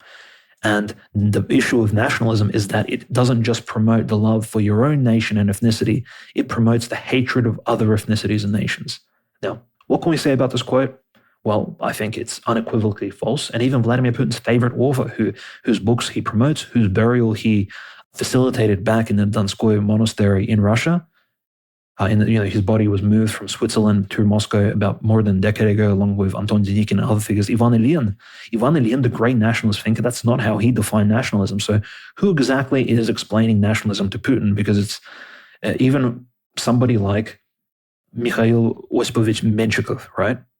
Yeah, big figure in Russian nationalism. He was a huge anti-Semite, probably, maybe even I would say too far of a right-wing nationalist in some capacities in pre-Soviet, pre-Bolshevik Russia. He was posting a lot of things. Again, he was martyred for the faith, so I believe he can be venerated as a saint. But nationalists were never advocating ethnic hatred. At least Russian nationalism never was. Nor the people in Duma. As we mentioned on our Q&A episode, which everyone should listen to, we were speaking about Metropolitan Yevlogy of Paris, how he was literally a member of a nationalist Duma party as a bishop in the Russian parliament with the Tsar Nicholas II and other great figures. Russian nationalism, it's one of the cornerstones of the late Russian Empire. It was developed in order to combat communist, socialistic internationalism and globalism. And in fact, I think it still should remain one of the main aspects that Russia still needs to develop politically. It needs as an antidote on the political ideological realm to this weird multipolar multiculturalism that's being unfortunately promoted by, again, the usual circumcised suspects. So, yeah, unfortunately, this wasn't the only quote. President Putin also openly stated in a speech this time to now an audience of adults that Russia is one of its main goals is to combat anti-Semitism. And again, he referenced Ukrainian neo-Nazis as if they are anti-Semitic at all, which they aren't. In fact, they're philo-Semitic. They've traveled. The Azov battalions traveled on at least one or two tours a few years ago to Israel, right? These people have been to the wall. Like, these people have kissed it. These people have met up with rabbis.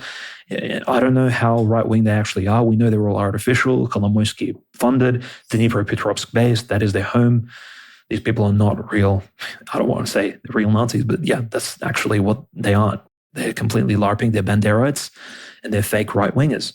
And so that anti-Semitism comment was made by Putin, but that wasn't the only thing. There's a third issue here. And look, President Vladimir Vladimirovich has been incredibly active, but we do have to name everything here. And in a trip to Volgograd, which is former Tsaritsina and then renamed to Stalingrad during the Soviet years, which is where the famous siege during World War II took place, which of course broke the back of the Third Reich's invasion of Russia. In Volgograd, which was renamed to Volgograd by Yeltsin, President Putin met again with some students at the Volgograd airport, and he announced that the Volgograd airport will be changed. The name of the airport will be changed to Stalingrad Airport.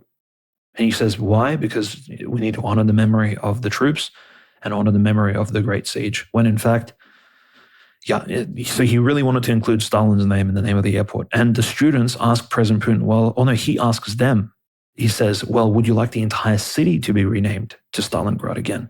And of course, the students aren't going to answer President Putin honestly. Like, can you imagine standing in front of the president of Russia and denouncing him or saying, look, we don't want Stalin's name anywhere near us. He's responsible for over 30 million Orthodox Christian deaths at the very least. He's responsible for the negligence that led to the Second World War and probably for a lot of the losses during the Second World War and the gulags and everything else. And of course, the killing of hundreds and thousands of Orthodox clergy. We don't want his name on our city. The students didn't say that. They just said, oh, yes, of course, Vladimir Vladimirovich. That's a great idea. And we, of course, received the video clips of that. And now liberals, Western people who dislike Russia are posting this everywhere that Putin is supporting Stalinism, communism, etc. It's just a bad look for PR purposes and also for the purposes of actually restoring Orthodox Russia. And this is incredibly concerning. Hopefully the 9th of May and this week leading up to it, how the audience, as you'll be listening to the show, it won't be on the 9th of May, probably just before that. Hopefully there won't be any more of this bizarre show and tell from the president. He can, in fact, give great stories about history, and he has in the past. But really, there shouldn't be this hyper-emphasis on the Soviet heritage. I mean, the Soviet heritage has given Russia much in terms of technology and raising, for example, the life expectancy of the average Russian. And generally, socially, the Russian people have tried very hard to build up the Soviet Union. But it did fall apart because of its false ideological precepts, its anti-orthodoxy, its anti-monarchical foundations. And that should be, in fact, told as the main story, as the main warning to all, especially all these younger folks. So my hope is President Putin won't continue going down this road. And Nikolai Patrushev, by the way, Conrad, he also said a very similar thing. He says, the government in Ukraine is illegitimate. And by the way, he means both the Ukrainian Rada, so the Ukrainian parliament, and the presidency. So now Ukraine has no official recognizable government that Russia can, I guess, speak to, because they've held no elections whatsoever, no Congress elections, no parliamentary elections, no presidential elections. The entire government's illegitimate. Patrushev says that Odessa, of course, doesn't want to be linked and doesn't want their fate to be linked to neo-Nazism. I'm sorry, but is neo-Nazism really what rules in Kiev, or is it another cult? Well, I think we all know the answer to that.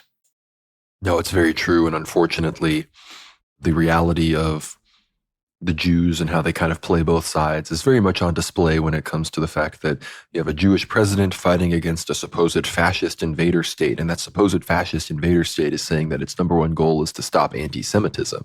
And you just have to ask, as a Christian, when does the interest of white Christians, of Slavic Christians, of European Christians, when do that get to come to the table? When does that get to be discussed? And apparently, that's not something that can be decided on the battlefield or in the diplomatic sphere. It's something that I guess white people have to do as individuals. But again, hopefully, both potentially with Putin's successor as well as with, as the church issue becomes more and more of a factor in, Russia's potential propaganda for the war, potentially that can help facilitate a bit more of a redirect from the Kremlin more towards an Orthodox direction and potentially a direction that recognizes the imperial legacy as opposed to this Stalinist, communist nonsense. But of course, you mentioned the North Koreans and their potential presence on the May 9th parade. My question as well is, obviously, it's clear that they interpreted the fourth article of the Mutual Defense Treaty between Russia and North Korea as meaning that Russian territory that is not previously part of the Special Military Operations Zone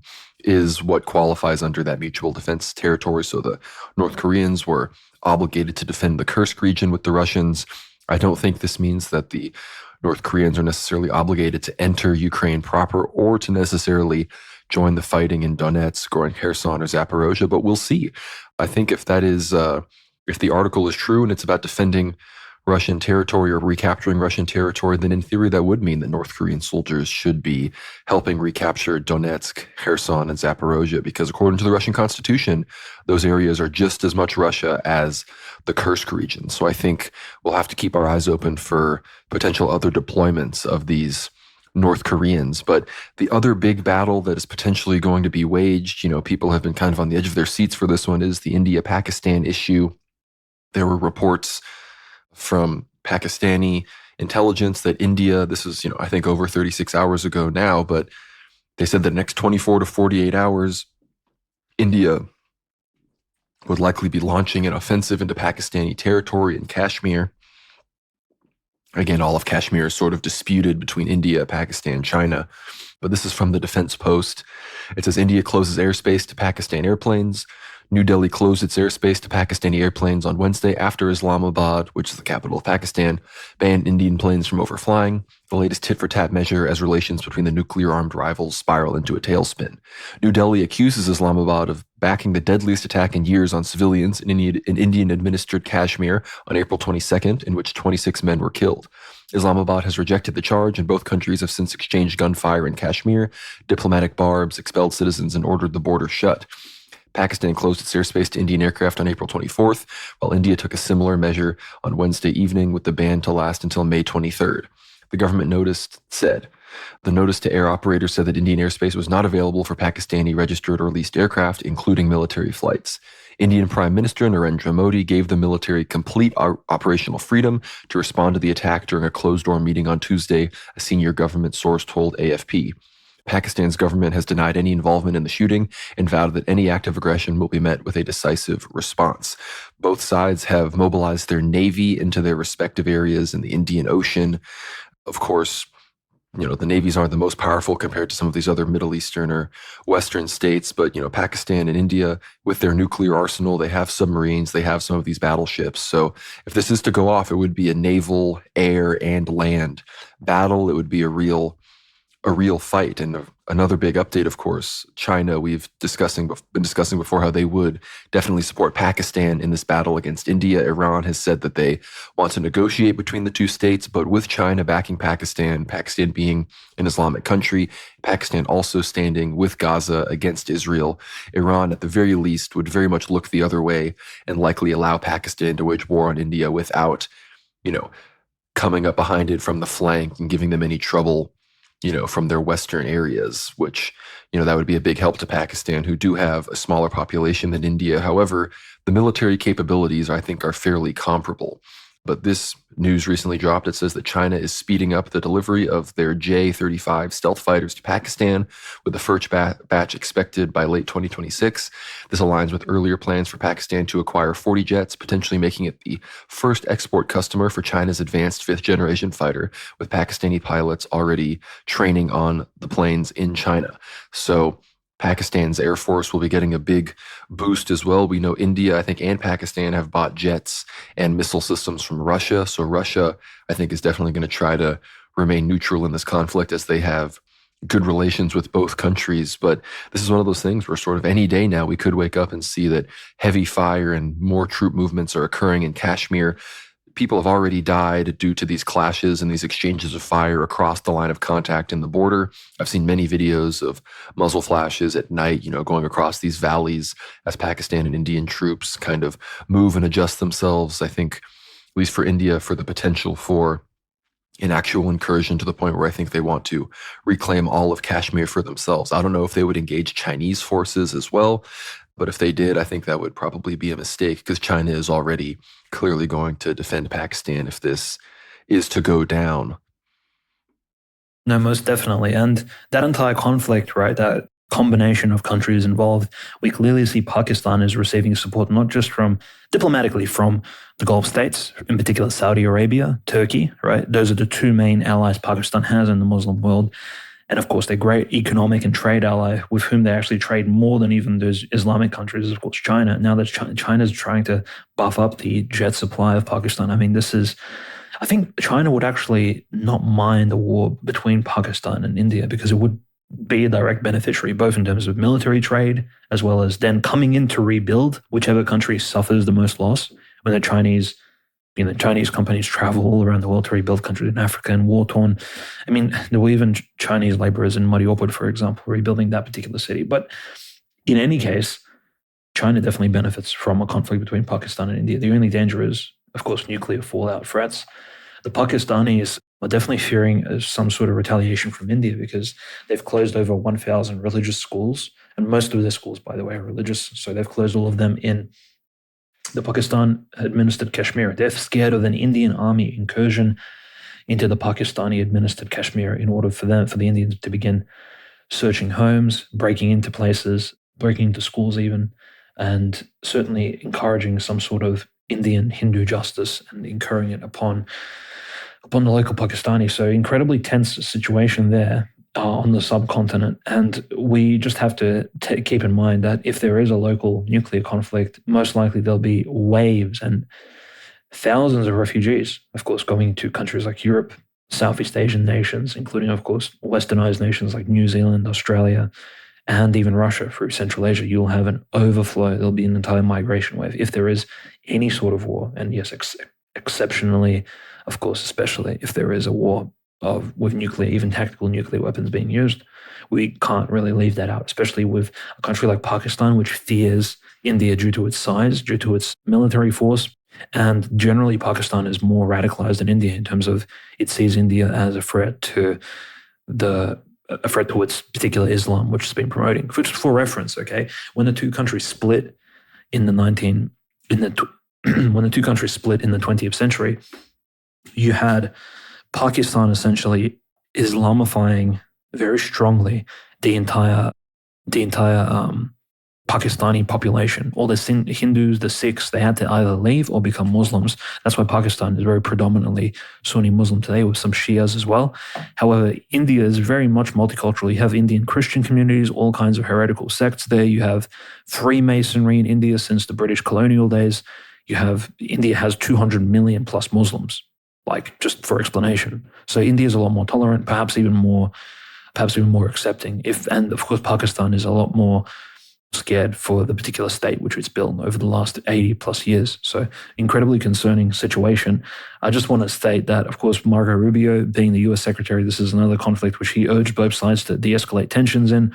It's really not working for anyone. No one's really listening to him. In fact, I'd almost say that some of these failures by Rubio, including the Zelensky mock-up earlier this year, as well as just openly, no one really taking him seriously. But in fact, maybe the Secretary of State position is you are like the piñata. You have to travel around, you get told off, you come home like a scared puppy, and you have to recuperate and go out again. And no one really listens to you. Essentially, you are that battering ram of the US, essentially, of the US state. But no one really speaks to you earnestly and honestly, and you achieve basically no results, similar to Anthony Blinken before Rubio. So I think it's just the nature of that position. So I think we'll be looking at India, Pakistan, whether or not that situation escalates. We see a lot of troops on either side of the borders, especially around Kashmir. India has a huge army. India has a superior air force as well. And Pakistan at the moment is looking like it's in a precarious situation.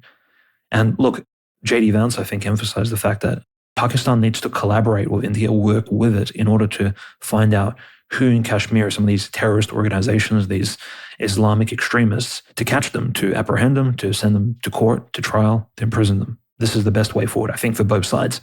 If Pakistan is a serious Sunni Muslim country, and I'm not taking the Indian side here, but I don't think they should promote these extremist HTS-style, Al-Qaeda-style organizations which shoot innocent people, even if they are Hindus, because frankly, they would do the same to Christians if they had the chance. And we know this because they've committed other terrorist acts, not just in India, but in countries like Sri Lanka, Bangladesh, etc. So this Islamic extremism and the silent treatment it's receiving from the greater Sunni Muslim community, like that in Pakistan, I think is unacceptable. So I think J.D. Vance in some cases is completely correct here, Conrad. You'd probably agree. But look, generally speaking, the Indian Ocean now is an entirely new theater, which previously we've only discussed in relation to the Diego Garcia Islands. Now the Indian Ocean is a potential theater of war, as is the Persian Gulf, as is the Red Sea.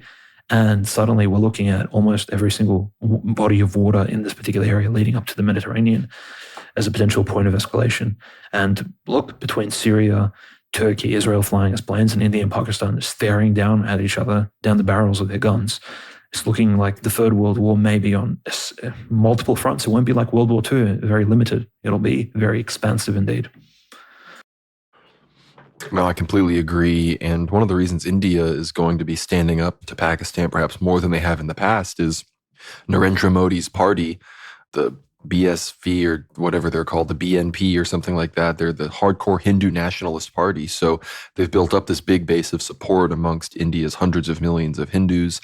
And so now the conflict has taken on a much more overtly religious tone. And I think, they want to take back Kashmir for Hinduism, for Bharat, India Bharat. That's like what it's called now, I guess, under these Hindu nationalists who are apparently even willing to persecute Christians. So as much as, some people might, much like they want to side with Israel against the evil Palestinians and the evil Wahhabis and these Muslims, people might be like, oh, we got to side with the Hindus and the Sikhs or something against these Muslims. Well, unfortunately, the Hindus are probably very just as much likely to discriminate against Christians as some of these Muslims are. So, very interesting developments. Of course, China being willing to side with Pakistan is a huge advantage for the Pakistanis, who again do have a much smaller population. Pakistan is also a crucial partner in China's Belt and Road Initiative. So this starts to paint another picture on how we could see some more prophecies fulfilled potentially with these Chinese troops marching across Eurasia, drinking the Euphrates dry. Perhaps they get involved with Pakistan. Then there are strikes on Iran, and then the Chinese troops that are already there. It's like, well, might as well march westwards with our Iranian brethren as well, and potentially do some things there. And how could that coincide with Russia's march southwards through Turkey down towards Mount Tabor? A lot of big questions to ask. And that's also not including the big Indian-Chinese border disputes on Ladakh and Arunachal Pradesh, how this connects potentially with the Myanmar civil war. So again, not just the bodies of water, like you said, but pretty much the entire coastal Eurasian continent is getting embroiled in the ongoing Third World War. So we're going to keep a close eye on the subcontinent, as well as, of course, Iran and Israel, and how all of these things are going to factor together. Taiwan as well. Chinese-Taiwan situation could very much be, one of China's trump cards when they need to sort of draw U.S. forces away from the rest of Eurasia to, so they can get what needs to be done. And Iran could potentially survive, the Israeli-United States encirclement. But moving away from all of these Eurasian, U.S.-involved conflicts, we do need to talk about what's going on in Europe with several elections. Of course, we just witnessed the Canadian elections. We're still seeing fallout from the German elections as Germany begins to form a government. And the big news on this front, of course, was that the AfD has been labeled extremist officially by the German intelligence community. This is from DW, which is mainstream German news. It says the BFV, which is the German intelligence agency, said in its decision that the ethnicity and ancestry-based conception of the people that predominates within the party is not compatible with the free democratic order. It cited the xenophobic, anti-minority, Islamophobic, and anti-Muslim. Yes, Islamophobic and anti-Muslim, two, of course, completely different things. Statements made by leading party officials. The party aims to exclude certain population groups from equal participation in society, to subject them to treatment that violates the Constitution, and thereby assign them a legally subordinate status, the agency said. The BFV has already designated the AfD in the eastern German states Thuringia and Saxony-Anhalt as proven extremist groups. The AfD has repeatedly courted controversy in recent years, with its senior officials dismissing Germany's Nazi era as bird shit in the nation's history, which spans over 1,000 years, or claiming Adolf Hitler was forced to invade Poland. Yet these aren't even like hot, spicy takes. These are just slightly alternative perspectives on what really happened in World War II. Was it last year, AfD lawmakers were implicated in a report about an alleged plan for the mass deportation of millions of citizens. Oh no, not the mass deportation of millions of invaders. And it just goes on to continue to crap on the AfD. It goes on in a separate statement. Outgoing Interior Minister Nancy Faeser stressed that there was no political influence whatsoever in the findings of the BFV agency, which are based on an 1,100-page report. The AfD represents an ethnic concept that discriminates against entire population groups and treats citizens with a history of migration as second-class Germans. So, of course, the idea that anybody can come to Germany and be German, and the idea that even remotely referring to non-Germans in any kind of non-deferential way is enshrined within the German constitution. This is the consequences of post-World War, philo-Semitism, anti-Nazi fever gone awry. We're seeing this kind of nonsense. And on Twitter, obviously America, J.D. Vance, Trump, lots of people, Marco Rubio, were calling out Germany for this, saying that they are going against democracy. And the German Foreign Office tweeted in response to Marco Rubio, who said, Germany just gave its spy agency new powers to surveil the opposition. That's not democracy. It's tyranny in disguise. What is truly extremist is not the popular AfD, which took second in the recent election, but rather the establishment's deadly open border immigration policies that the AfD opposes. Germany should reduce course. And of course, because of those, policies that are very popular right now in Germany, AfD is polling at 26-27%, well above the CDU, who are forming their government with the socialists right now, who are polling at around 25% popularly. So this is quite literally just the overt monitoring and suppression of the most popular opposition party. And in response to Marco Rubio's post, the German Foreign Office said, "This is democracy. This decision is a result of a thorough and independent investigation to protect our constitution and the rule of law. It is independent courts that will have the final say. We have learned from our history that right-wing extremism needs to be stopped." And so again, just the specter of normal white Germans coming together to unite for common cause, that idea is much more terrifying than the endless third world hordes, the murderous, violence happening in the streets, the Christmas market attacks, all these sorts of things, on top of the, economic destruction, the hollowing out of Germany's industrial base, the terror attacks committed by the US against German industry. I'm talking about the Nord Stream pipeline destructions. All of those pale in comparison to the reality that Germans might want to live around other Germans. Really a doozy over there for Germany. And it appears that this is just a pretext to likely banning the party entirely, because they realize that if any more elections are held, it will pretty much be impossible to keep the AfD out of power. So that's pretty much what's going on there. Of course, the Romanian elections are also coming up. I think by the time, the next episode happens, they will have already at least been underway, I think the first round. And of course, there's George Simeon, who was the third right-wing option to actually make it through to be able to run the election. Of course, we know that Calin Georgescu and that other lady who was called far right, I can't remember her name, they were not allowed to run.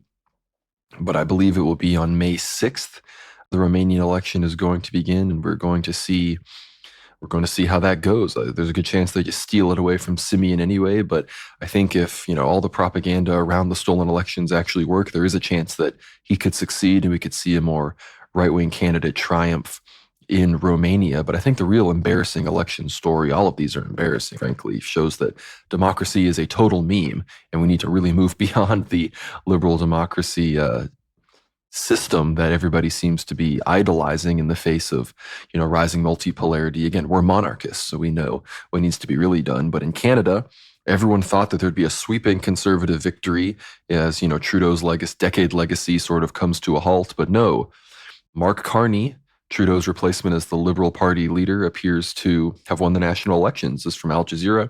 Canada's governing Liberal Party, led by Prime Minister Mark Carney, has won the national elections for a fourth term in a remarkable comeback, prompted in part by unprecedented attacks by United States President Donald Trump.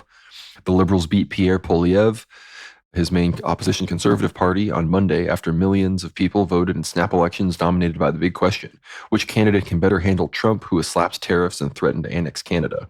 And if you look at all the polls, the big ones were addressing things like the housing crisis, addressing mass immigration, addressing all sorts of other economic issues. And that's what all the young people were focusing on. But then you saw the polls, the 55 plus, the Canadian boomers, their main issue was how to deal with Donald Trump. So despite the fact that the Liberal Party was historically unpopular, the Conservatives with Poilievre were rocketing towards a win because Trump decided he wanted to put America first over Canada. The Canadian national identity, which is, of course, just not being American, was activated. So ironically, this was a big victory for Canadian nationalism. Canadians voted for their technocrat, Bank of England prime minister who replaced Trudeau. They confidently voted for him and his libtardist mass immigration policies, to dunk on Donald Trump. However, you can't be too sad about it, because the Conservatives with Pierre Poilievre, he was running around just like Trudeau, dressing up in Sikh outfits, claiming he wanted to bring in more Sikhs. Neither of these parties were talking about actually reforming immigration, because the Liberals, of course, with Trudeau, right before he went out, he realized this immigration stuff is a problem. We're going to be putting a pause on a lot of immigration. So with that in mind, both parties, Conservatives and Liberals, pretty much had the exact same perspective on immigration. So I can't even necessarily blame people for not coming out in droves to vote for the Conservatives. And just to show you how cucked Canadians truly are, the true alternative, which is Maxime Bernier's People's Party, they collapsed. They got 0 seats. They won't be having anybody in the Canadian Parliament, and they're pretty much irrelevant at this point. The NDP, which is a far-left party, they also collapsed. At this point, the third most popular party is the Bloc Québécois, the Quebec sort of secessionist nationalist party. And in theory, if they wanted to team up with the Conservatives, they might have been able to prevent a liberal government. But of course, the Bloc Québécois are very liberal themselves and would likely be more willing to ally with the Labour Liberal Party anyway and form a government there. But, the Liberals did lose. It will be a minority government. Nobody got the 172 seats needed to form a full objective majority. But it just goes to show you that Canada is truly cooked. And I think the only other piece of news out of there is that Alberta, I believe they're passing a resolution that will cause them to only need to get something like 76,000 signatures for an independence referendum from Canada to be on the ballot. maybe it was 100 something signatures. In the past, it had to be like 600,000 signatures for a referendum to get on the ballot. So in theory, Alberta secession could be coming. I very much support Alberta secession. I support Quebec secession. I support the complete destruction and dismantling of the political entity known as Canada, because I think it is embarrassing for the white man to be associated with it. And the sooner it balkanizes, I think the sooner we can actually prevent the tide of third world immigration that the federal government in Ottawa has been facilitating into the vast northern part of the North American continent that is Canada. So that's the situation there, Dimitri. I don't know if you have any thoughts or predictions about the Romanian election, because that seems to be what's on the horizon. No, absolutely. And a huge embarrassment for Canadian Conservatives to have their own leader lose his seat is absolutely insane. In fact, that would only signify that the Conservative Party of Canada is going to need to elect a new leader among the actual people who actually hold parliamentary seats in the House of Commons. So it's completely astounding. And naturally, again, the next election will take place in 4 to 5 years, and the world will be a very different place by then. But in any case, I'm just glad the Sikh leader, Jagmeet Singh, is stepping down. He won't be involved in politics. I think in a majority white country, it's probably not a good idea to have minority Sikhs running around ruling huge political swaths of people. It's just a really bad look. In some ways, it can look as if it's a revenge colonialism of some sort. But Romania, it's looking just as bleak. In fact, on the 4th of May, there's going to be a rerun of the presidential election that took place, or should have taken place, earlier this year in December, and where Călin Georgescu was supposed to win the majority. I mean, he did win the majority of the votes, and the Constitutional Court of Romania, with, of course, they charged him of multiple things, including being associated with a mercenary company, that same mercenary company that was active in the Democratic Republic of Congo and Rwanda, if you recall, where they have their own version of Yevgeny Prigozhin, who's good friends with Călin Georgescu. But Georgescu simply being friends with this particular weird fellow doesn't necessarily mean he's looking to overthrow the government of Romania over any sort. It's just an acquaintance. Trump has many questionable acquaintances. It hasn't really stopped him from running for the presidency. But the Romanian courts, we know, are very, very much EU-based. You just have to look at the physiognomies of the judges, their backgrounds. These are all hyper-liberals. Romania is just as subjugated now as it was back then. I mean, throughout most of its history, since the time of Vlad III Dracula, Romania has been essentially fought over by the greater powers surrounding it, including the Kingdom of Hungary, the Ottoman Empire. It's always been a battleground for influence for the last 1,000 years, and it remains so today. Firstly influenced by the USSR and communism, and now so heavily pressured by NATO and its membership in the EU, which apparently is supposed to improve the economy, but in any case, it's probably just causing a degeneration of culture, the religious spirit of the Romanian people, and of course, politically speaking, it's being incredibly oppressive of Georgescu not being able to run on the 4th of May. So very concerning. This Sunday, Georgescu will not be on the ballot, which only means that certain centrist candidates in Romania may receive more votes, such as Călin Antonescu and Nicu Sordan. Nicu Sordan actually is, apparently somewhat right-wing, but we still label him as centrist. Compared to Călin Georgescu, he doesn't even match up to him. But those candidates, like the votes of Georgescu, will be split between them, and most likely you'll have the same government, the left-wing candidacy, actually coming out on top. That's the danger of this entire debacle. And hopefully, my hope is that the country will actually protest and the election event will be overturned in terms of actual political engagement of the public. And I'm hoping that the Orthodox Church of Romania, which frankly has been questionably neutral on the subject, finally stands up and actually speaks out against the fact that Georgescu is not able to run. I hope the entire event is overturned this Sunday, and that's just my hope. Again, what I think will happen will be most likely huge protests in Romania. I think Bucharest will be on fire this Sunday, unfortunately, but as deserved for the constitutional courts, the government, the liberal tyranny which was taken over this once prosperous and very pious Orthodox Christian country. So again, huge, very concerning news coming in from there. Similar to Ukraine, they're not explicitly persecuting Orthodox Christian priests, clergymen, but they are persecuting Orthodox Christian politicians. That's exactly what we're seeing in Romania.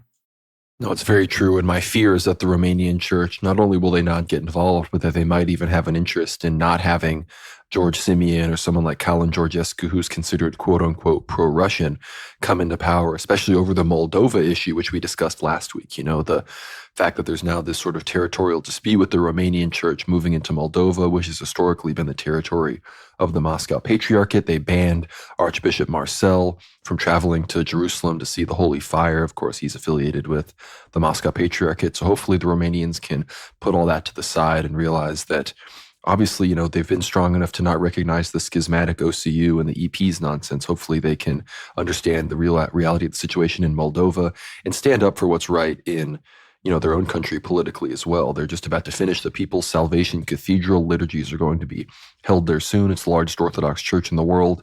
We can't let this place get completely overrun by Zog and the globalists, but we just have to keep it in our prayers. Unfortunately, NATO has a strong foothold there. But the other election, of course, that we would be remiss not to talk about is the upcoming papal conclave. By the time you are listening to this episode, there's a chance that it will be the final episode that we do before a new pope is decided. It could be a long conclave. So our next episode after this, episode 118, could also, potentially still be going on within the conclave. But, we talked about the conclave with Dave Riley. Be sure to check out our Ether Hour with him 2 weeks ago. But the big news, of course, everybody had been talking about Cardinal Pietro Parolin as the most likely. Obviously, he's leading in the betting odds. He's the Secretary of State of the Vatican City. He's considered sort of Francis's obvious successor.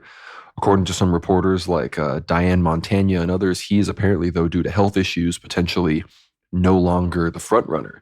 Montagna says, just in, according to multiple sources, yesterday afternoon, an alert was triggered in the Vatican concerning the health of a former Vatican Secretary of State, Cardinal Parolin, who is considered one of the leading papal contenders. The 70-year-old cardinal reportedly suffered a sudden illness due to elevated blood pressure and was attended to by a medical team that assisted him for an hour. The incident was reported by Italian journalist Nico Pontini. So this is very interesting. There was also rumors that Parolin did not liturgize very well at Pope Francis's funeral, which is something that apparently cardinals really care about when electing the Pope. They want them to have a sort of grandeur about them, and he apparently does not have that. So I think this is very good for two candidates in particular, Tagle and Pizzaballa. I think they are now kind of emerging as potentially the two most likely. There is, of course, also Zuppi, the far left cardinal who would support total sodomy pretty much being allowed within Roman Catholicism. And then there's Cardinal Erdo, the head of the Hungarian church. He would, be a much more conservative candidate, especially on the migration issue. He's very much on the opposite side of that as Francis. So we're going to be watching the conclave closely. May 7th is when the voting will start. So as soon as May 7th, May 8th, we could see that white smoke come out and we could know about the Pope. As far as my guess, I am kind of leaning towards that it could really be a Pizzaballa papacy, which I think would pretty much be the best case scenario that traditional Catholics could supposedly get from this conclave. I'm still, I'm tempted with wanting Zuppi to get in to just completely drive all the true Catholics, people that actually believe in Jesus Christ, into the arms of Orthodoxy, where they, of course, I think will find their true home within the church, within Christ's the true Roman Catholic Church. I'm an Orthodox Christian. I'm an Orthodox Catholic. I even consider myself an Orthodox Roman Catholic, as a true member of the Roman Empire, which of course has continued not just in Moscow, the Third Rome, but in the Christian Eastern Mediterranean Orthodox diaspora, people of the Antiochian Archdiocese, the Ecumenical Patriarchate, the Church of Cyprus, the Church of Greece.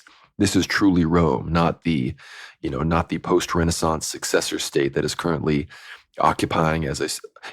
currently acting as a sort of global para-church within the Vatican right now. So we're going to be watching the conclave very closely. If I had to put my money on one person, I think I'd probably do Pizzaballa right now, but I think Tagle and even Parolin still, but I think at this point Tagle is also emerging as a very likely contender, which would be very disastrous for more traditional Roman Catholics as well. The other news I had, of course, there was the recent letter from Metropolitan Saba on the issue of the non-Chalcedonians. Of course, Metropolitan Saba is my bishop here in the Antiochian Archdiocese of North America. And while it wasn't the most, extreme, hardcore based thing ever, he made it very clear that we cannot be communing the non-Chalcedonians. Whatever dialogue we have with them is very much informal and not involving liturgizing. And of course, Metropolitan Saba being a bishop from the old country, this is a very strong thing for him to say. I heard that I don't know if I think it was in Canada, New Jersey, or New York or somewhere. He was visiting parishes and he saw parishioners arguing with their priest, trying to force their priest to commune non-Chalcedonians. And Metropolitan Saba apparently stood up and stood with the priest and said he's doing the right thing. And all you people can't be doing this. And the people were like, but in the old country, this is what happens. He's like, I could tell you about the old country where I used to be a bishop, where I'm from. And that does not mean it is right. And there are many holy people in the old country that have no interest in doing any of that.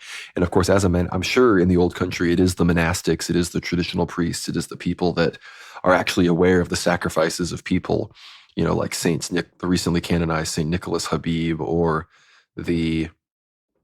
Nicholas Kasha, I believe is his name. I'm forgetting the name of the recent canonized saints. And of course, saints like Saint Philomenos, these people sacrificed against other religious groups in the Holy Land, not to have a bunch of ecumenism going on. So this is very good to see for Metropolitan Saba. He could have perhaps done a little bit, stronger, made it even clearer that we probably shouldn't be receiving these people by quote unquote confession, because if you receive these people by confession and they say they're Orthodox, we know they go back to, Armenia or Egypt or Ethiopia or Eritrea and are still, of course, receiving communion at their Monophysite non-Chalcedonian churches. So either way, a very good statement from Metropolitan Saba. Hopefully this leads to change in the old country where this is ultimately happening even more frequently. But I don't know if you have any thoughts on the papal conclave or anything, Dimitri, but I'd also have to send it over to you for any church persecution news coming out of Ukraine.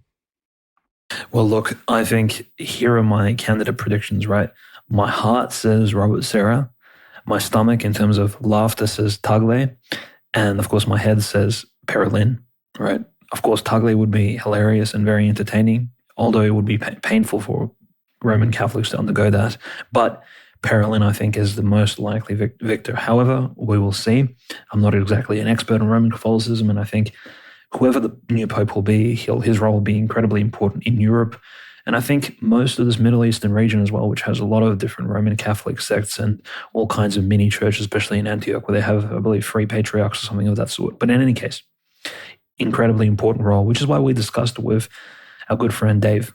And so just this week, Conrad, some pretty interesting news from Ukraine, from Russia in terms of church persecution, some big updates.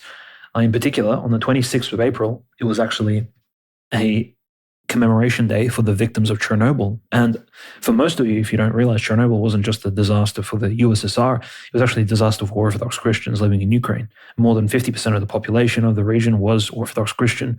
A lot of Christians were affected by the catastrophe. And so on the 26th of April, Metropolitan of Cherkasy, one of our favorite Metropolitans, Theodosius, he actually gave a really powerful sermon about Chernobyl, about how it was a grave technological disaster of our time, and how he gave a good speech about how the different parishes around were affected around Pripyat, etc., and how the Orthodox Christian communities should pray that God prevents any certain disaster like this to take place ever again. So that was quite striking. And by the way, the reason we mentioned Metropolitan Theodosius is because his own cathedral was taken from him last year, and now he's serving in a very small parish. In fact, it's quite ridiculous seeing a metropolitan and all the other bishops visiting him and all the priests standing there in the church among the laity. They don't even fit on the ambon. The church is so small. So really, a lot of the parishes in Cherkasy have in fact been already confiscated. I think given its proximity to Kiev, it's one of the first dioceses which the Ukrainian Banderites are trying to really clamp down on. The really unfortunate news, now we're going on to what some of the other archbishops of Ukraine have been up to. Archbishop Nikodim Pustovgar, who was the vicar bishop of the Chernigovsk diocese, right? So he's assisting in the Chernigovsky diocese. This is one of the most ancient dioceses in Russian history. I believe one of the first 20, if not 30 dioceses established. Chernigov was a huge princely city until it was destroyed by the Mongols in the 1240s, I believe late 1230s. Alongside Kiev, of course. So Chernigov was one of those powerhouse cities in that Belarus-Ukraine region. It's located just north of Kiev.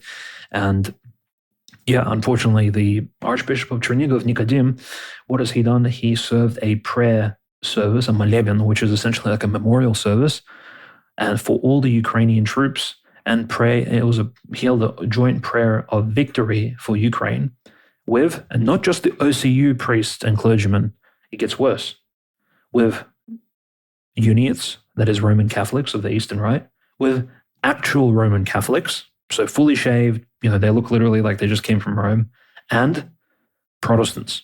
So literally every single denomination he could get his hands on, he served an evening memorial service in his church. And yes, they were all standing there reading and praying as a proper Maleben. And look, it's the most ecumenist thing I've seen in a long time, but it's very explicitly ecumenist. And I think the only thing we can really say about this is that, look, it's not just that this has to be a joint service of a liturgy to be seen as an ecumenist act. I think any smaller prayer service, matins, vespers, any maleben, any memorial service, if you're praying alongside heretics, schismatics, and people of questionable Christian background, it just shouldn't be deemed as acceptable. And in fact, unfortunately, the Ukrainian church that is under Metropolitan Onufri hasn't commented yet on this quite disturbing video of this joint prayer service. Very, very much in the spirit of the Antichrist, what took place in the Chernigovskaya diocese.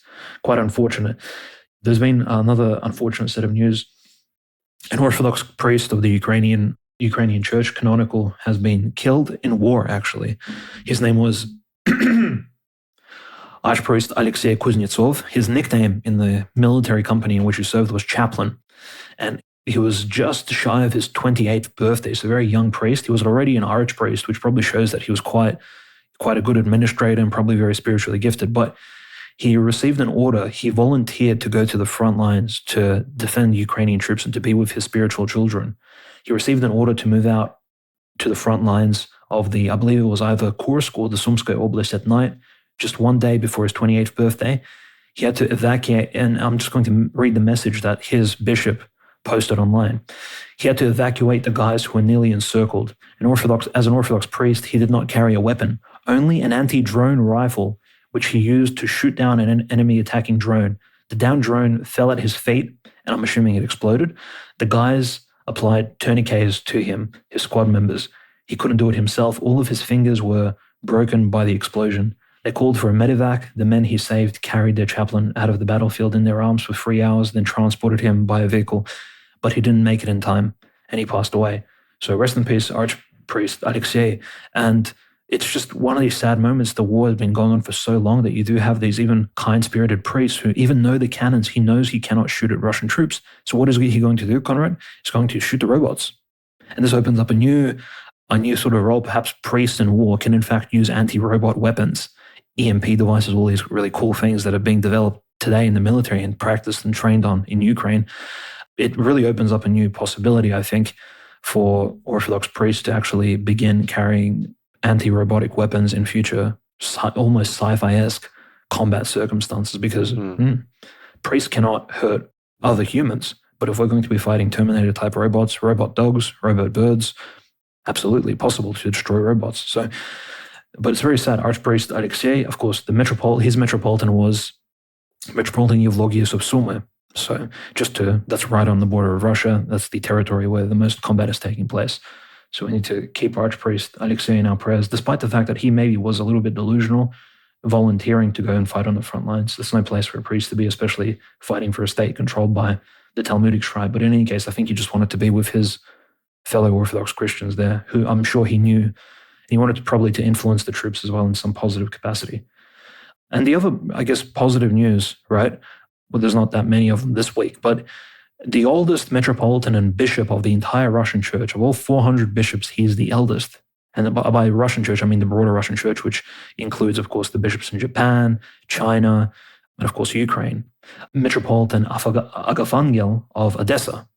We've mentioned him before. He's made huge anti-Russian comments. He's been very questionable. He is, in fact, he's the oldest bishop at the moment in the Russian church. And he, on the 2nd of May, released a letter to all the priests, all the parishes, and all the monasteries in his diocese of Odessa, this huge diocese, right? I think it's one of the biggest, in fact. And in the letter, it stated that everyone on the 2nd of May should hold memorial services for the victims of the Odessa building, which was burnt down, and all the Maidan persecution that took place on the 2nd of May, 2014, which is quite incredible that he would do that, because this is a metropolitan who's quite, I would say, anti-Russian, very skeptical of the Russian SMO claims.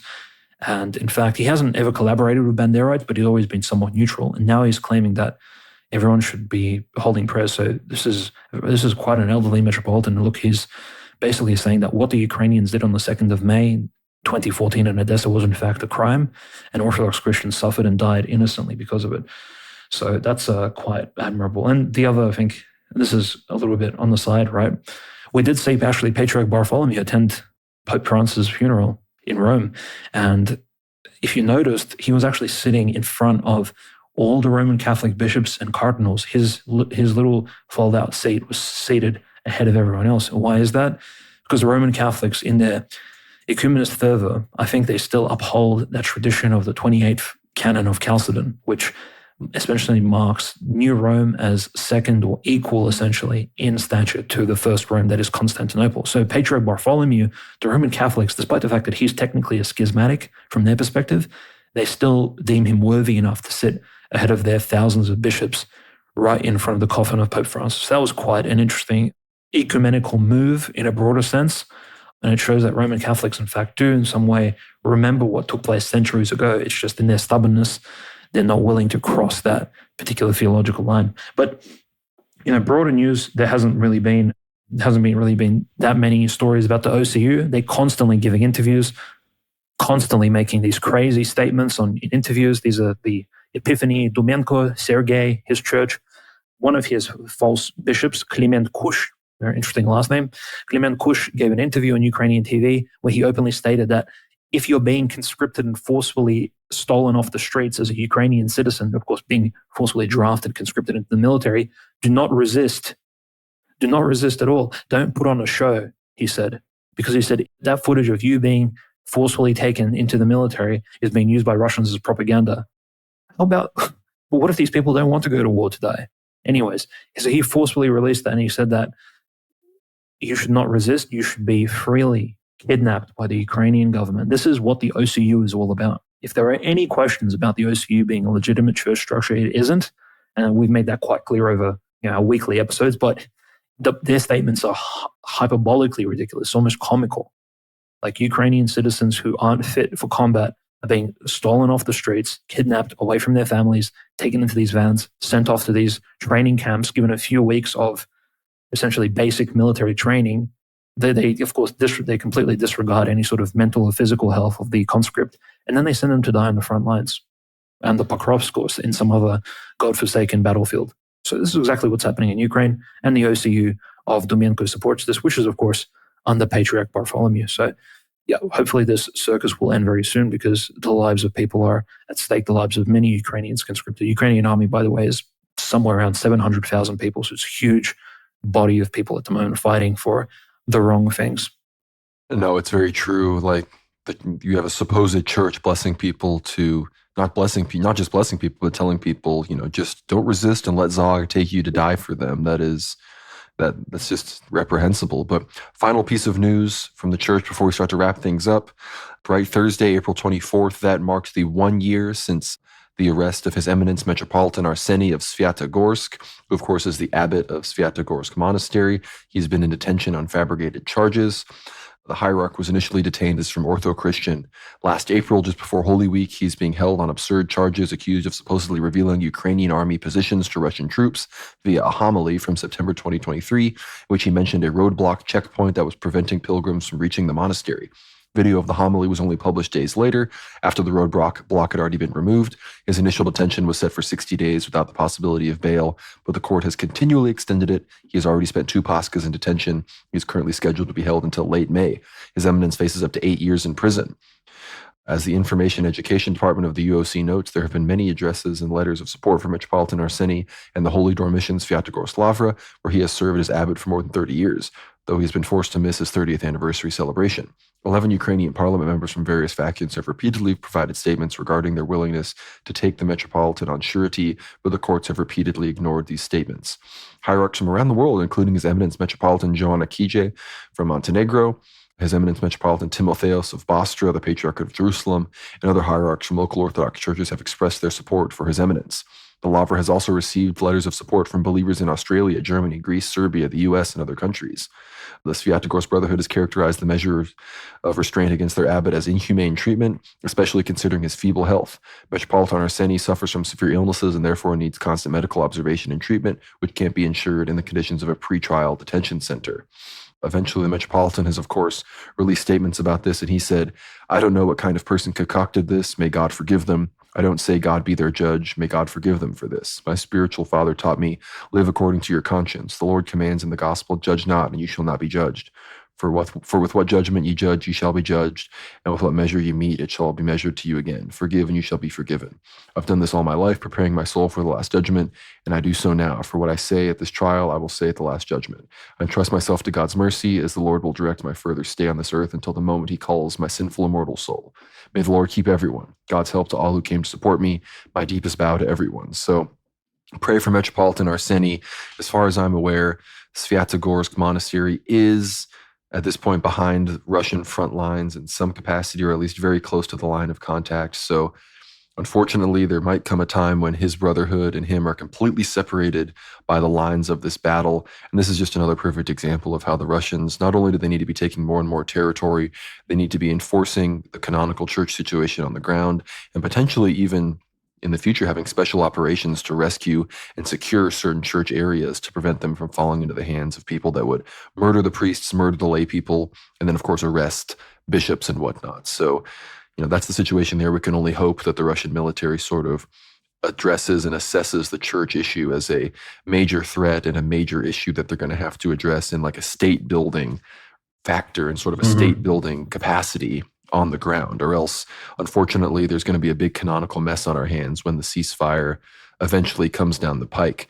But with all of that, I want to thank everybody for listening here to the very end. I want to make sure everybody checks out our Ether Hour episode this week. We had our friend Truth Teller on for a discussion on Judeo-Bolshevism, a review of his recent debate victory against Haas on the topics of communism, how the communists were actually entirely Jewish, who was controlling and funding the communists, of course, Western banking Jews. We discuss a lot of the slander that the MAGA communists level against the Russian Empire.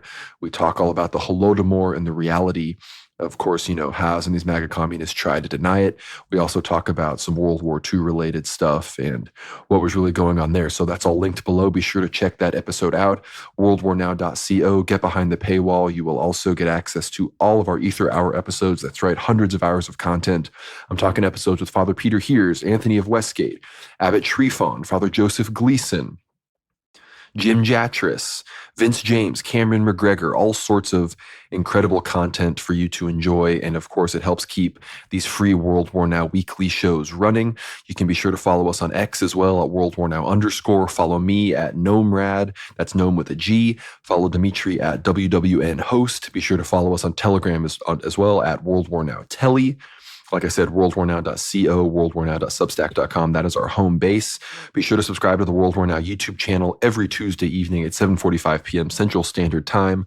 I am going live. The show is called World War Live. I not only discuss World War III issues, but I also discuss the latest things going on with the culture, the latest things going on in the media. I react to clips. I play ethno-guesser and guess where certain racial phenotypes are found around the world. This week I said I wouldn't talk too much more about all this Carmelo Anthony race kind of stuff, but it appears this woman who said the N-word is raising hundreds of thousands of dollars at her GoFundMe, so I may just have to talk about it, So tune into World War Live. We talk about all sorts of things. I engage with the chat. I talk with the super chatters. You can ask whatever questions you want if you want to support the show via super chats. But even more than that, like I said, worldwarnow.co. That is one of the main ways you can support us. Getting behind that paywall is what keeps the lights on here at the proverbial World War Now bunker. I hope everybody is still enjoying their Paschal season. I want to hear about it in the comments. Be sure to like this episode, like the YouTube videos, wherever you're listening to this. Liking it really helps us out. But with all of that, I don't know if you have any final stories or anything, Dimitri, but I will leave you with some last words. No, absolutely. And we had a few stories about Odessa this week. So I think if anyone has additional interest in Odessa city, definitely check out the history of Prince Michael Vorontsov and how he rebuilt Odessa following the Napoleonic Wars. And he's one of the Orthodox Christian princes, and him and his wife, they're buried in the Transfiguration Cathedral of Odessa, where, of course, Metropolitan Agafangel of Odessa serves. That was the same cathedral which was hit by a mysterious missile all those years ago. It's a very interesting figure, one of my sort of favorite heroes from the 19th century of Russia, a very brave prince and, of course, a good Orthodox Christian who helped build Odessa and make it the city that it is today.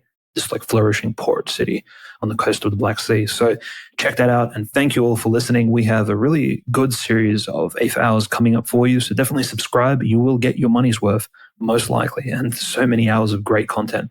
Thank you, Conrad, for this good week of news coverage. No, thank you. And I want to thank all the people for listening to the very end. You loyal listeners, the ones that keep everything going. I'm reading a lot of books about prophecies right now. The Eschaton Vigil book from St. Paisios with all of his prophecies, as well as the unreleased prophecy book I recently got from Father Peter. So stay tuned behind the paywall and on the Discord, which is also going to be linked below for some information about that. All this Turkey, Syria stuff with the jets and everything going on with the Iran strikes. We're entering into very prophetic times. So thank you all so much for listening. Be sure to keep Dimitri and I in your prayers, and we will see you on the next one. God bless.